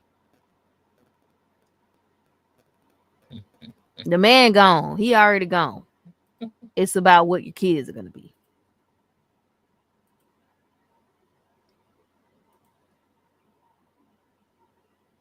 I wish I could see. She had another comment that went with that. But I ain't about to try to log in. I can't remember my password or nothing like that. But yeah, I thought that was an interesting way that people are viewing this. Because I thought the opposite. I like even that part right there. I really feel like black women, when they like, we talk about the crunchy wigs off life, they're more submissive when they date out. Like there's more, because there's whiteness is an aspiration. Like when people date out, they treat whiteness as something that needs to be protected or coddled. Like that's a status symbol for men and women. So it gets treated a little bit differently. Everybody says like preference, and people, they prefer a preference. Like that's why it's called a preference. They prefer it. So you treat it differently. So it's weird to hear that black men are more submissive when black women are known to treat everybody better than they treat black men. Dogs, white men, each other. Like everybody gets treated better than black men in this dynamic. So it was just interesting that she flipped it. Like she flipped the entire thing. And even to the oppressor part, I just don't see black women pulling white men into wokeness, into pro-blackness. I just don't see that as a thing. When I see black women with white men, they typically go into suburban life. They don't go into activism. The black women typically go full suburban. Nice house in the burbs, nice car, crunchy wig, sprinkle. I mean, she got a black man, but still. I'm saying, but they typically go that route. They go to housewife. They may stay corporate, but they're not. I think they just mean aware of blackness or whatever. They may adopt like cultural sensitivity. Yeah, like cultural sensitivity is what I think. But that doesn't change anything as far as make them eat black food and watch black movies. And that's what I'm saying. I don't think it changed. Like the men, I don't think the problem here is once again the men. Like they're gone. Like I don't think the issue is like, oh, the white men become better and the black men become. No one cares. It's about the kids. Yeah. It's always about the kids. Like what would their offspring be? Typically NBA players now. What? All the mixed kids going to the NBA. Mm-hmm. You want an NBA player have a mixed baby? Are the moms typically black? No. Or are the moms typically white? Mm-hmm. White or light skin? Mm-hmm. And that's what I'm saying, like about the whole oppression thing that she went with, because white women that deal with black men typically do ingratiate themselves with black culture. Like they will actually embrace like wanting to be a sister. They want to be a sister so bad, so they'll try to they'll try to bridge that gap. Or you get them athlete moms who want to procreate with a black person to have more athletic babies. Yeah. Yep. Then you get a Patrick Mahomes. Right. That's what I'm saying. So y'all black men have stereotypes, sort of like strength, athleticism. Mm-hmm. If a white woman wanted to have some D1 babies or something, she can probably go try to find a black man to be with, or an athlete, a black male athlete, to try to have, so that's what I'm saying. Even like that just goes to the point of it's really always about the offspring. Mm-hmm. I can see that noble, open, agreeable, and there's also like that's what the other comment was about. That I was going to say right now was the other side of that, because what she said. I'm gonna look it up. And that's kind of what I was thinking. No, but that's why I was thinking those people who are matching up across races are just have a certain character traits or personalities that lean them to that. openness, agreeableness, like you said, maybe conscientiousness. Oh, they blocked me. That's crazy. So I can't even see the original comment. Yeah, because what she said was she basically said that oh my god, black men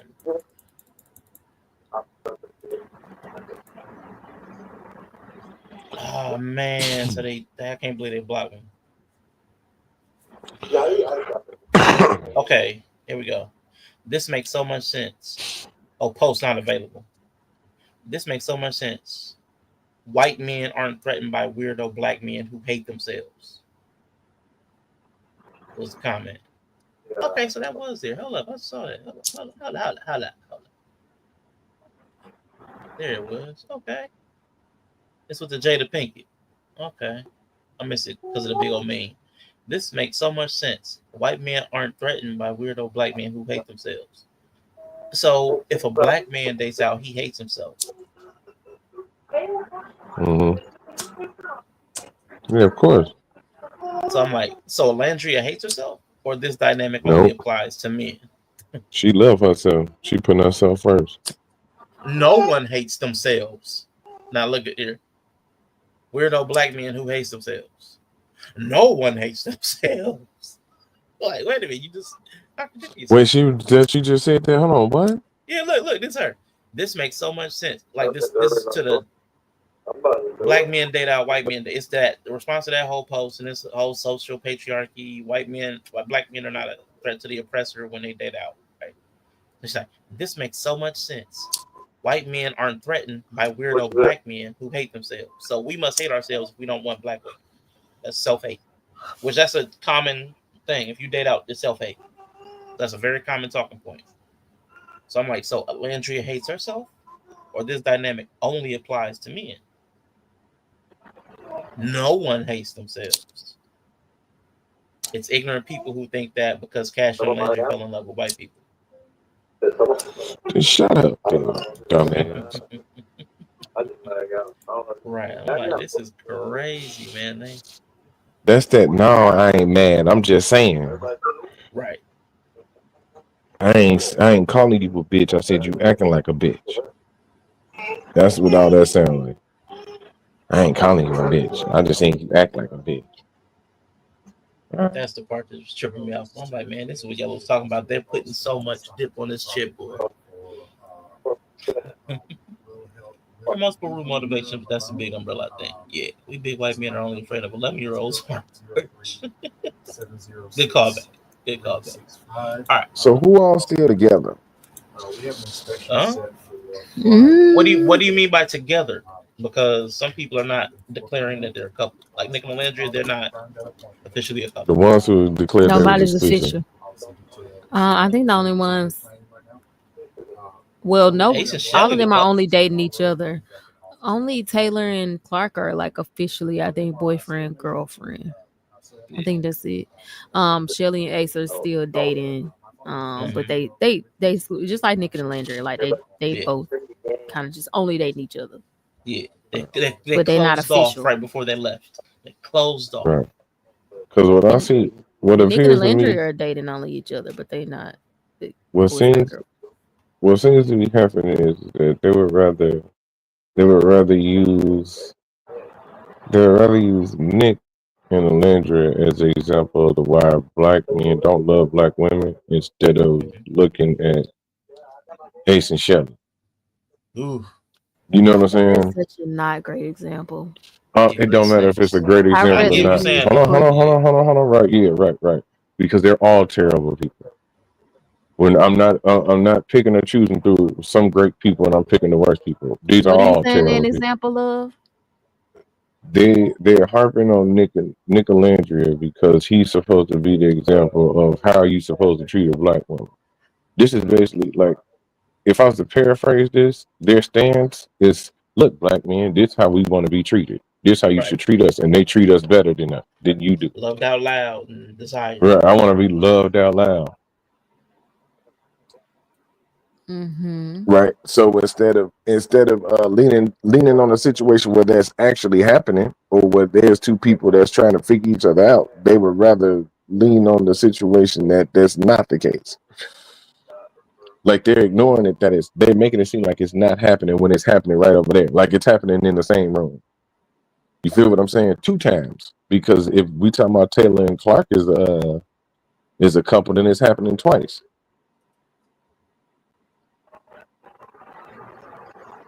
But I don't think people feel like, yeah, go ahead. This goes back to Yella to your I must be desired in my fantasy thing.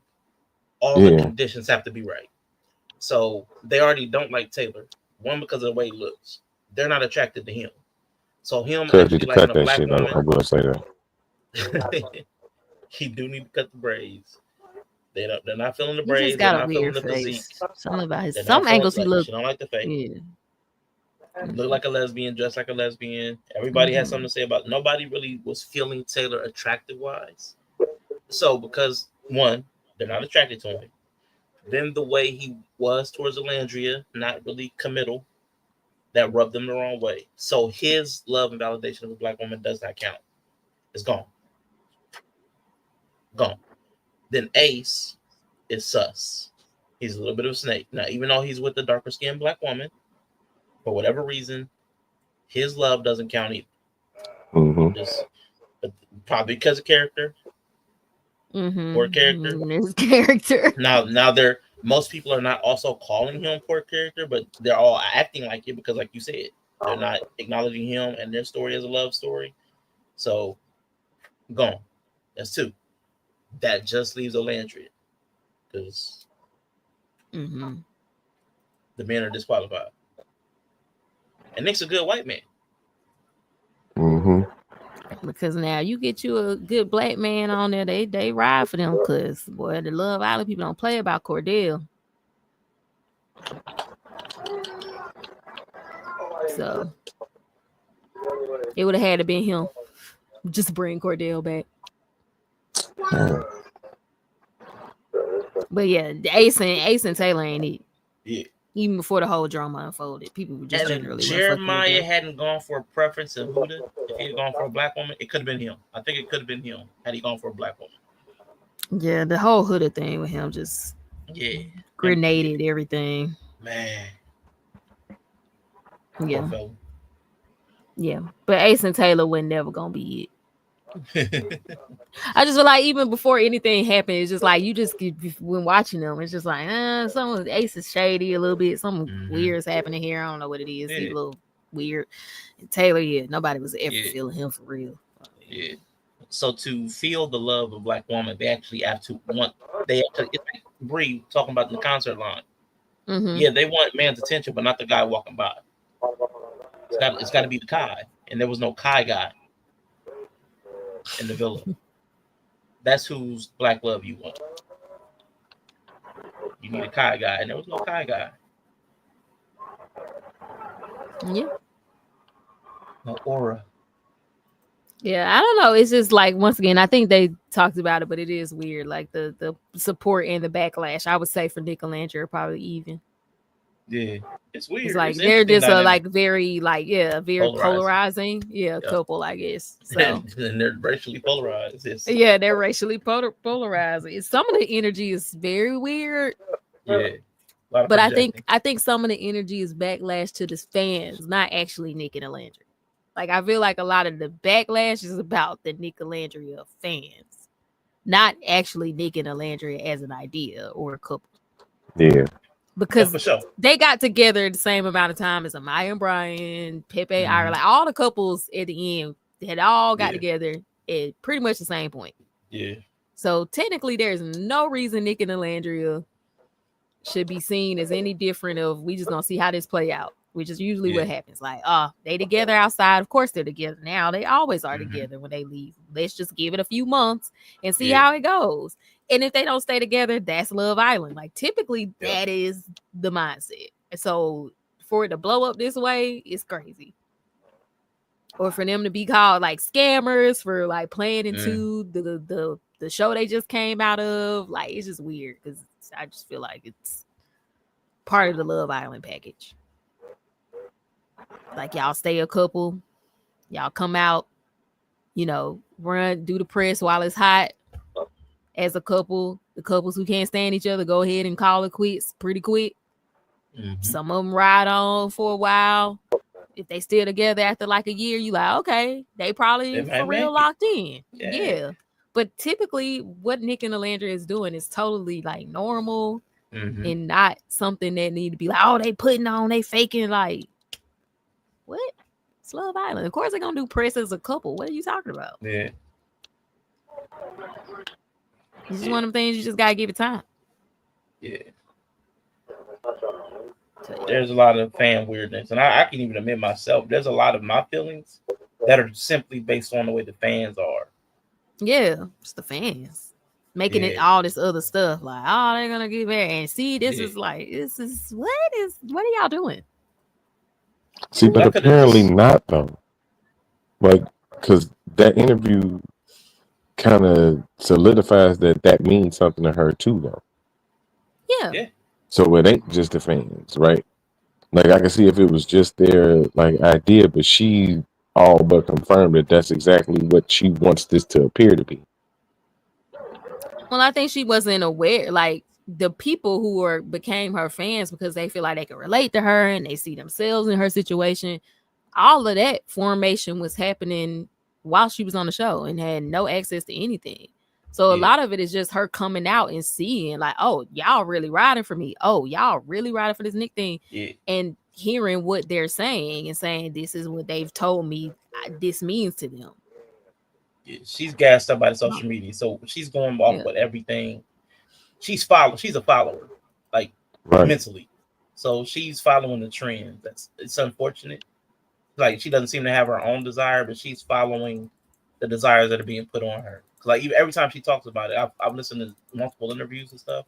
She talks about, well, so and so told me, or when so and so said to my mom.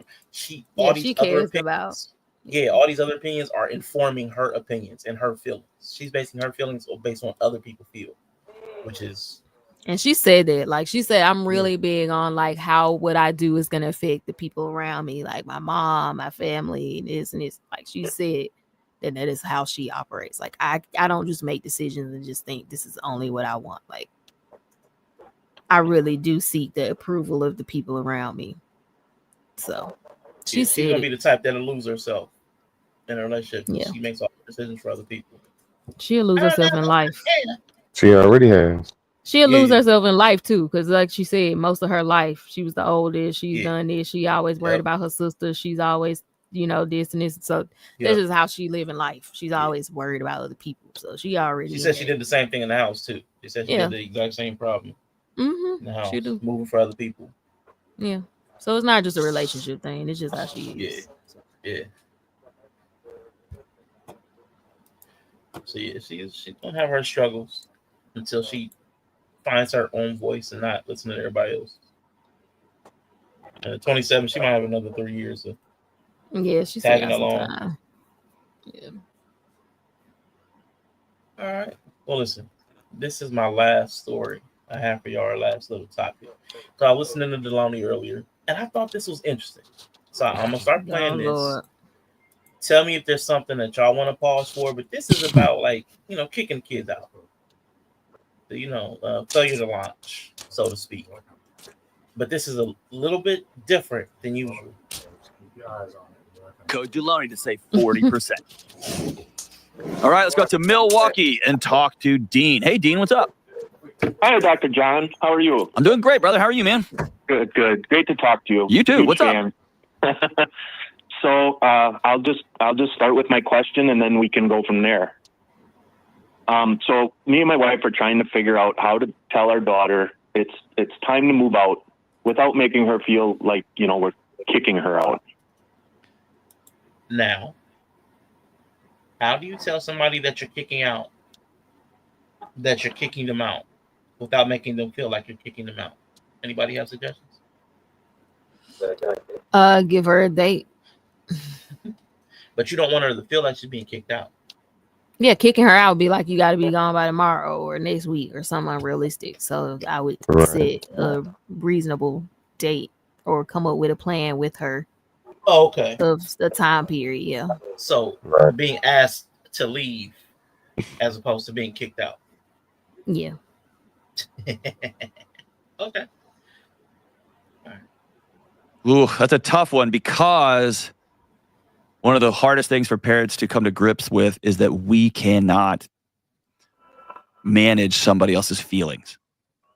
Right. We can be respectful and treat people with dignity and do the next right thing. And then they get to absorb that, hear that, feel that.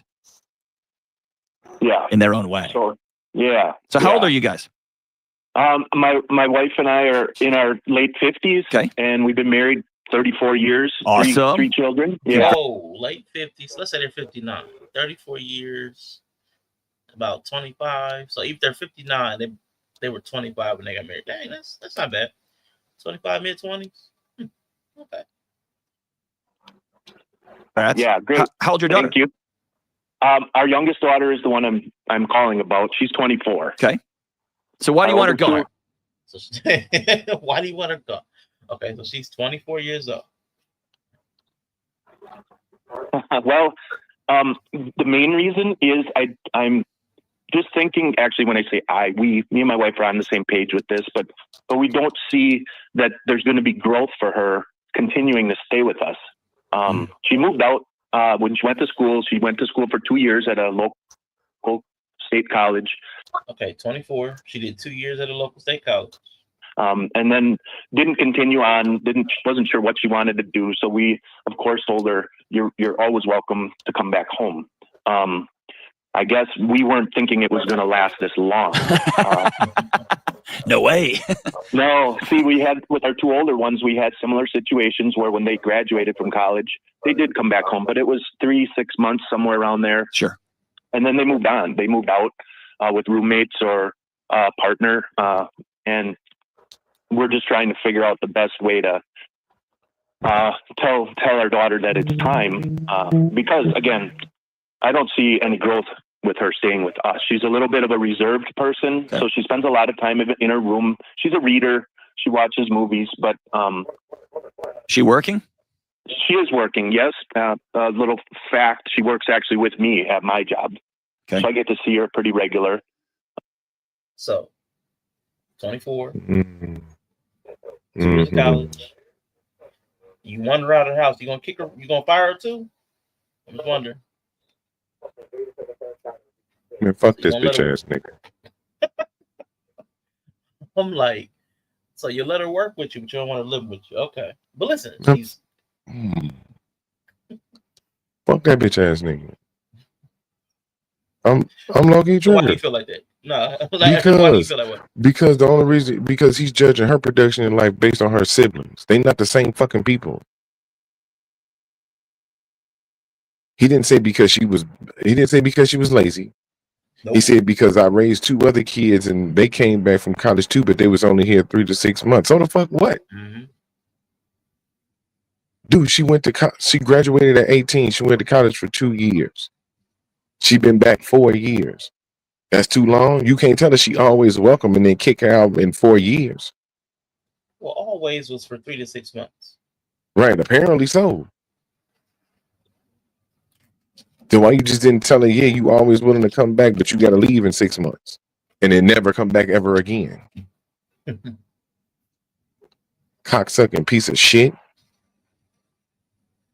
Let's go. You ain't even you ain't even meeting her where she at. She a reserved person. Clearly she ain't finna go out here and find no, because they even found a partner or a job or something. Well, clearly she ain't finna go find her a boyfriend.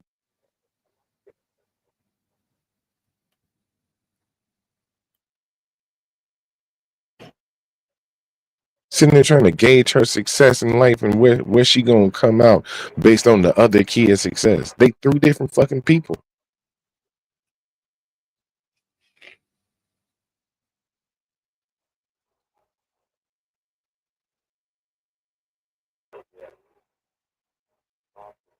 You don't see no growth. She work because she worked for you, nigga. You don't want to pay her fucking bills. You want her to have enough growth to pay her rent. Raise her fucking pay, nigga. Because clearly, I bet she got at least 15 years of working for you, and you still pay her shit. Because she your daughter. You looking at it because she stayed there and she lived with you, that you don't have to. I bet you that's how he do.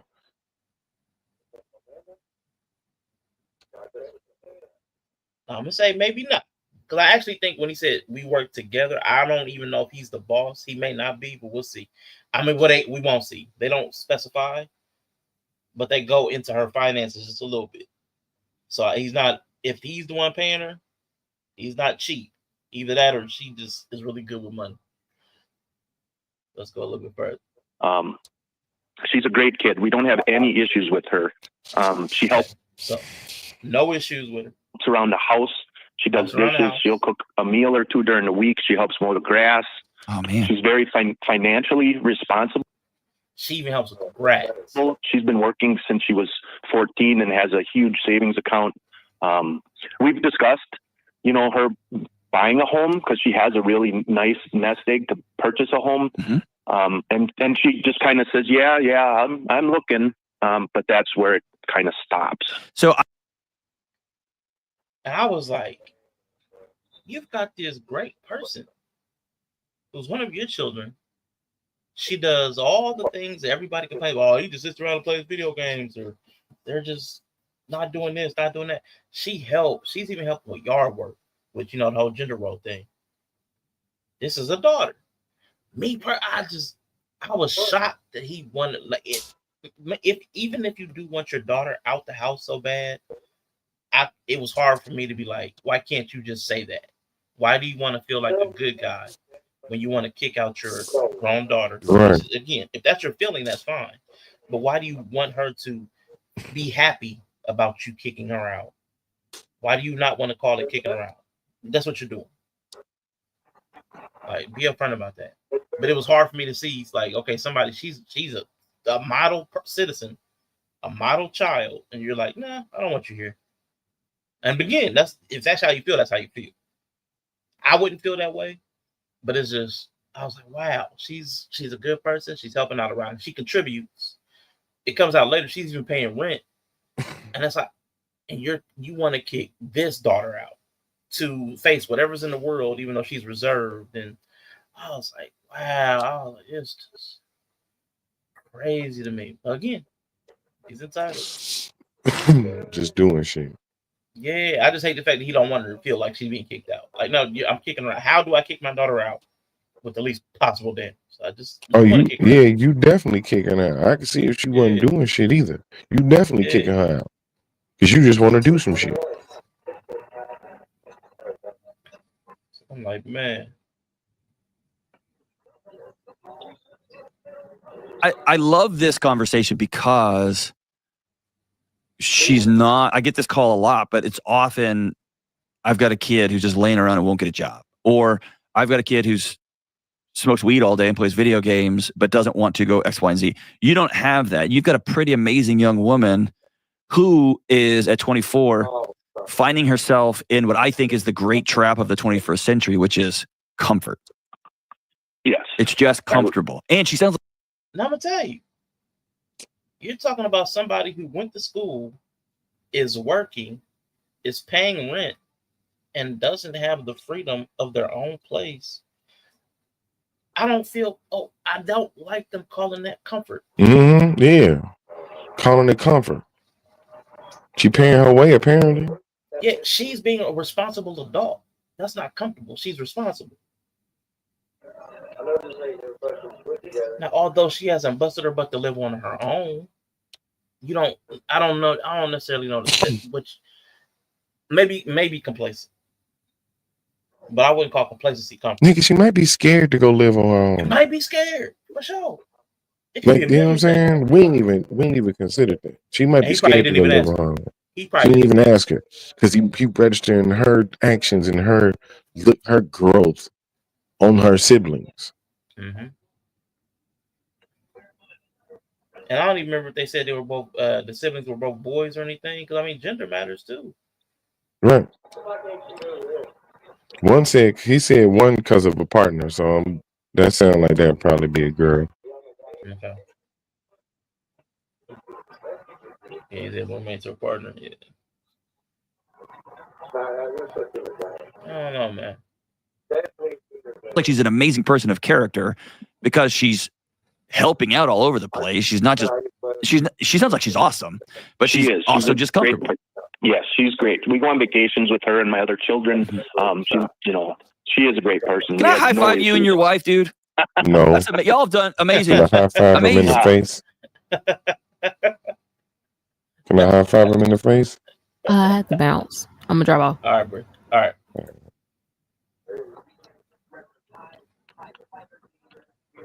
Well, can I give you a high five? Can I give you a high five? No. I bet you that girl feel like she's always been compared to her siblings. Oh, you know.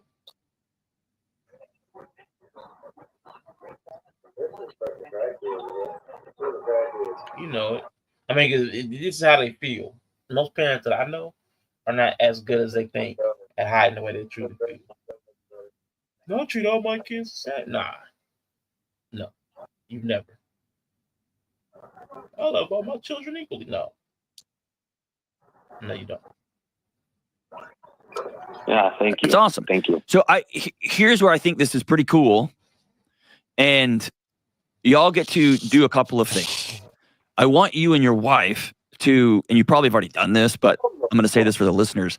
I want y'all to begin to dream about the third life. Yeah, how you want your life to be. As a person of character. You're hard. Okay. And so if you sit down and say, all right, you are the most amazing, I just started with you there, but I want to say you have far surpassed our dreams for you as a person of character. You're a hard worker. You're a key part of our business. I hope you take it over someday. I don't know if that's true or not. I just put those words in your mouth, but you're a great saver. You help around this house. You are amazing. And your mom and I are in the middle of our third quarter, and we want to begin to head off into the back half of our life as empty nesters. And so we're going to come up with a plan for you to begin moving out. Yeah. And that will be 3 months, 6 months. We love you and you are ready to fly. And because y'all are on great terms, I don't know, in my house, it would be a laughter filled. This is us kicking you out of the nest. And it'd be a funny conversation. That's not every household. Right? Yeah. I think it might help to try to bring some humor to the conversation. All right. Now you did pick up on something I didn't pick up on. It's funny. I felt the same way. There's some part of me that's like, if I have an amazing child that's doing all the things that everybody else complains about their kids don't do, part of me is like, I'd want to protect them. I'd want to, if they wanted to contribute, allow them. They're an adult. Allow them to make an adult decision. You can also make an adult decision. So if you don't want them there, you can say that, but actually say that. I would respect that more. But I don't know. It just caught me off guard. I was like, wow, this person has the child that everybody's asking for, that everybody hopes to get, and they still want to kick them out.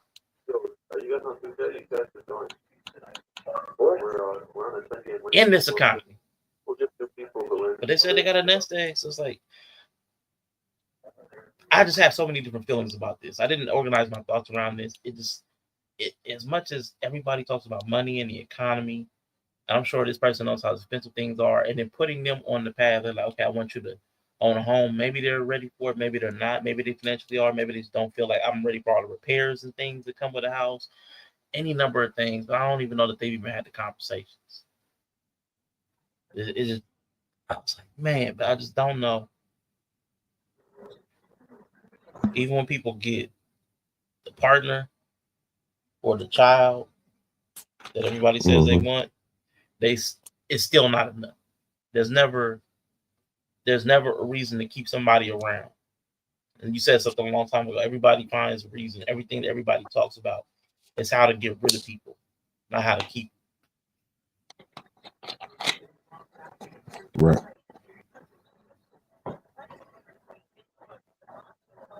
So it just kind of struck me. We ain't got to go through the whole thing because it don't really get no much more detail than that. Yeah, man. Part of me is a little satisfied that you had a hostile reaction towards him. Cause man, screw buddy, man. Selfish ass. Talking about they want to be empty nesters. You technically are, dog. Yeah. You don't have to take care of her. Nope. She's pretty much independent, taking care of herself, stay to herself, man. I don't know. It felt like a low problem, but I mean, I get it. Maybe they just want to walk around the house naked and smash. Which, again, I can respect it. I just wish they could say it. I can respect it more if they could just say it and treat her like an adult. And the fact that they can't communicate with her directly and say that's what they want means to me that they probably don't treat her like an adult either. Mm-hmm. Even though she's turned out to be an amazing. You Right. got to call some dude on the internet to kick your daughter out. Right. Because you can't even be an adult enough to say, hey, I'm kicking you out.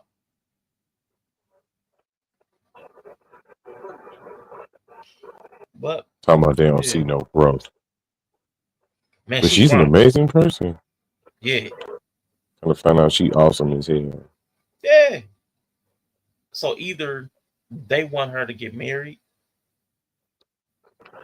like they want to push her out towards a relationship, which that would bother me, which I think is kind of under this somewhere. But I don't think everybody has to have the same path. I don't think you got to be social and go get married. I don't think that has to be. But if they just want to be empty nesters and they just want to be alone in the house and naked and smashing, or not even naked and smashing, just be alone in the house, which some people are selfish like that. That's cool. I respect it more if you just want to be naked and smashing. That would, at least there will be a utility to it. I just don't understand in this day and age, you want to kick somebody out that's contributing, if that's, unless you want to be just like frivolous. You just don't want to hear somebody else breathing. I don't know, it just feel weird to me. Yeah, shoot, I love to cohabitate with people that was decent people and responsible and you could trust them. Man, come on, man. Mm-hmm. Help you out, man, come on. But everybody ain't on that. Even though they having kids, why make people if you don't want to deal with people? Right. But anyway. But that's it. I know Bree had to drop. Hope everything's cool over there, man. Mm-hmm. But that was it for me, man. Anything you wanted to say before we get up out of here, broski?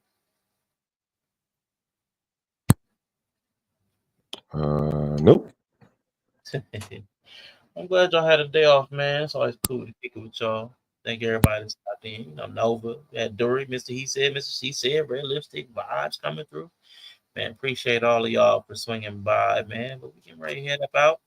I will see y'all sometime in the near future. Have a good one.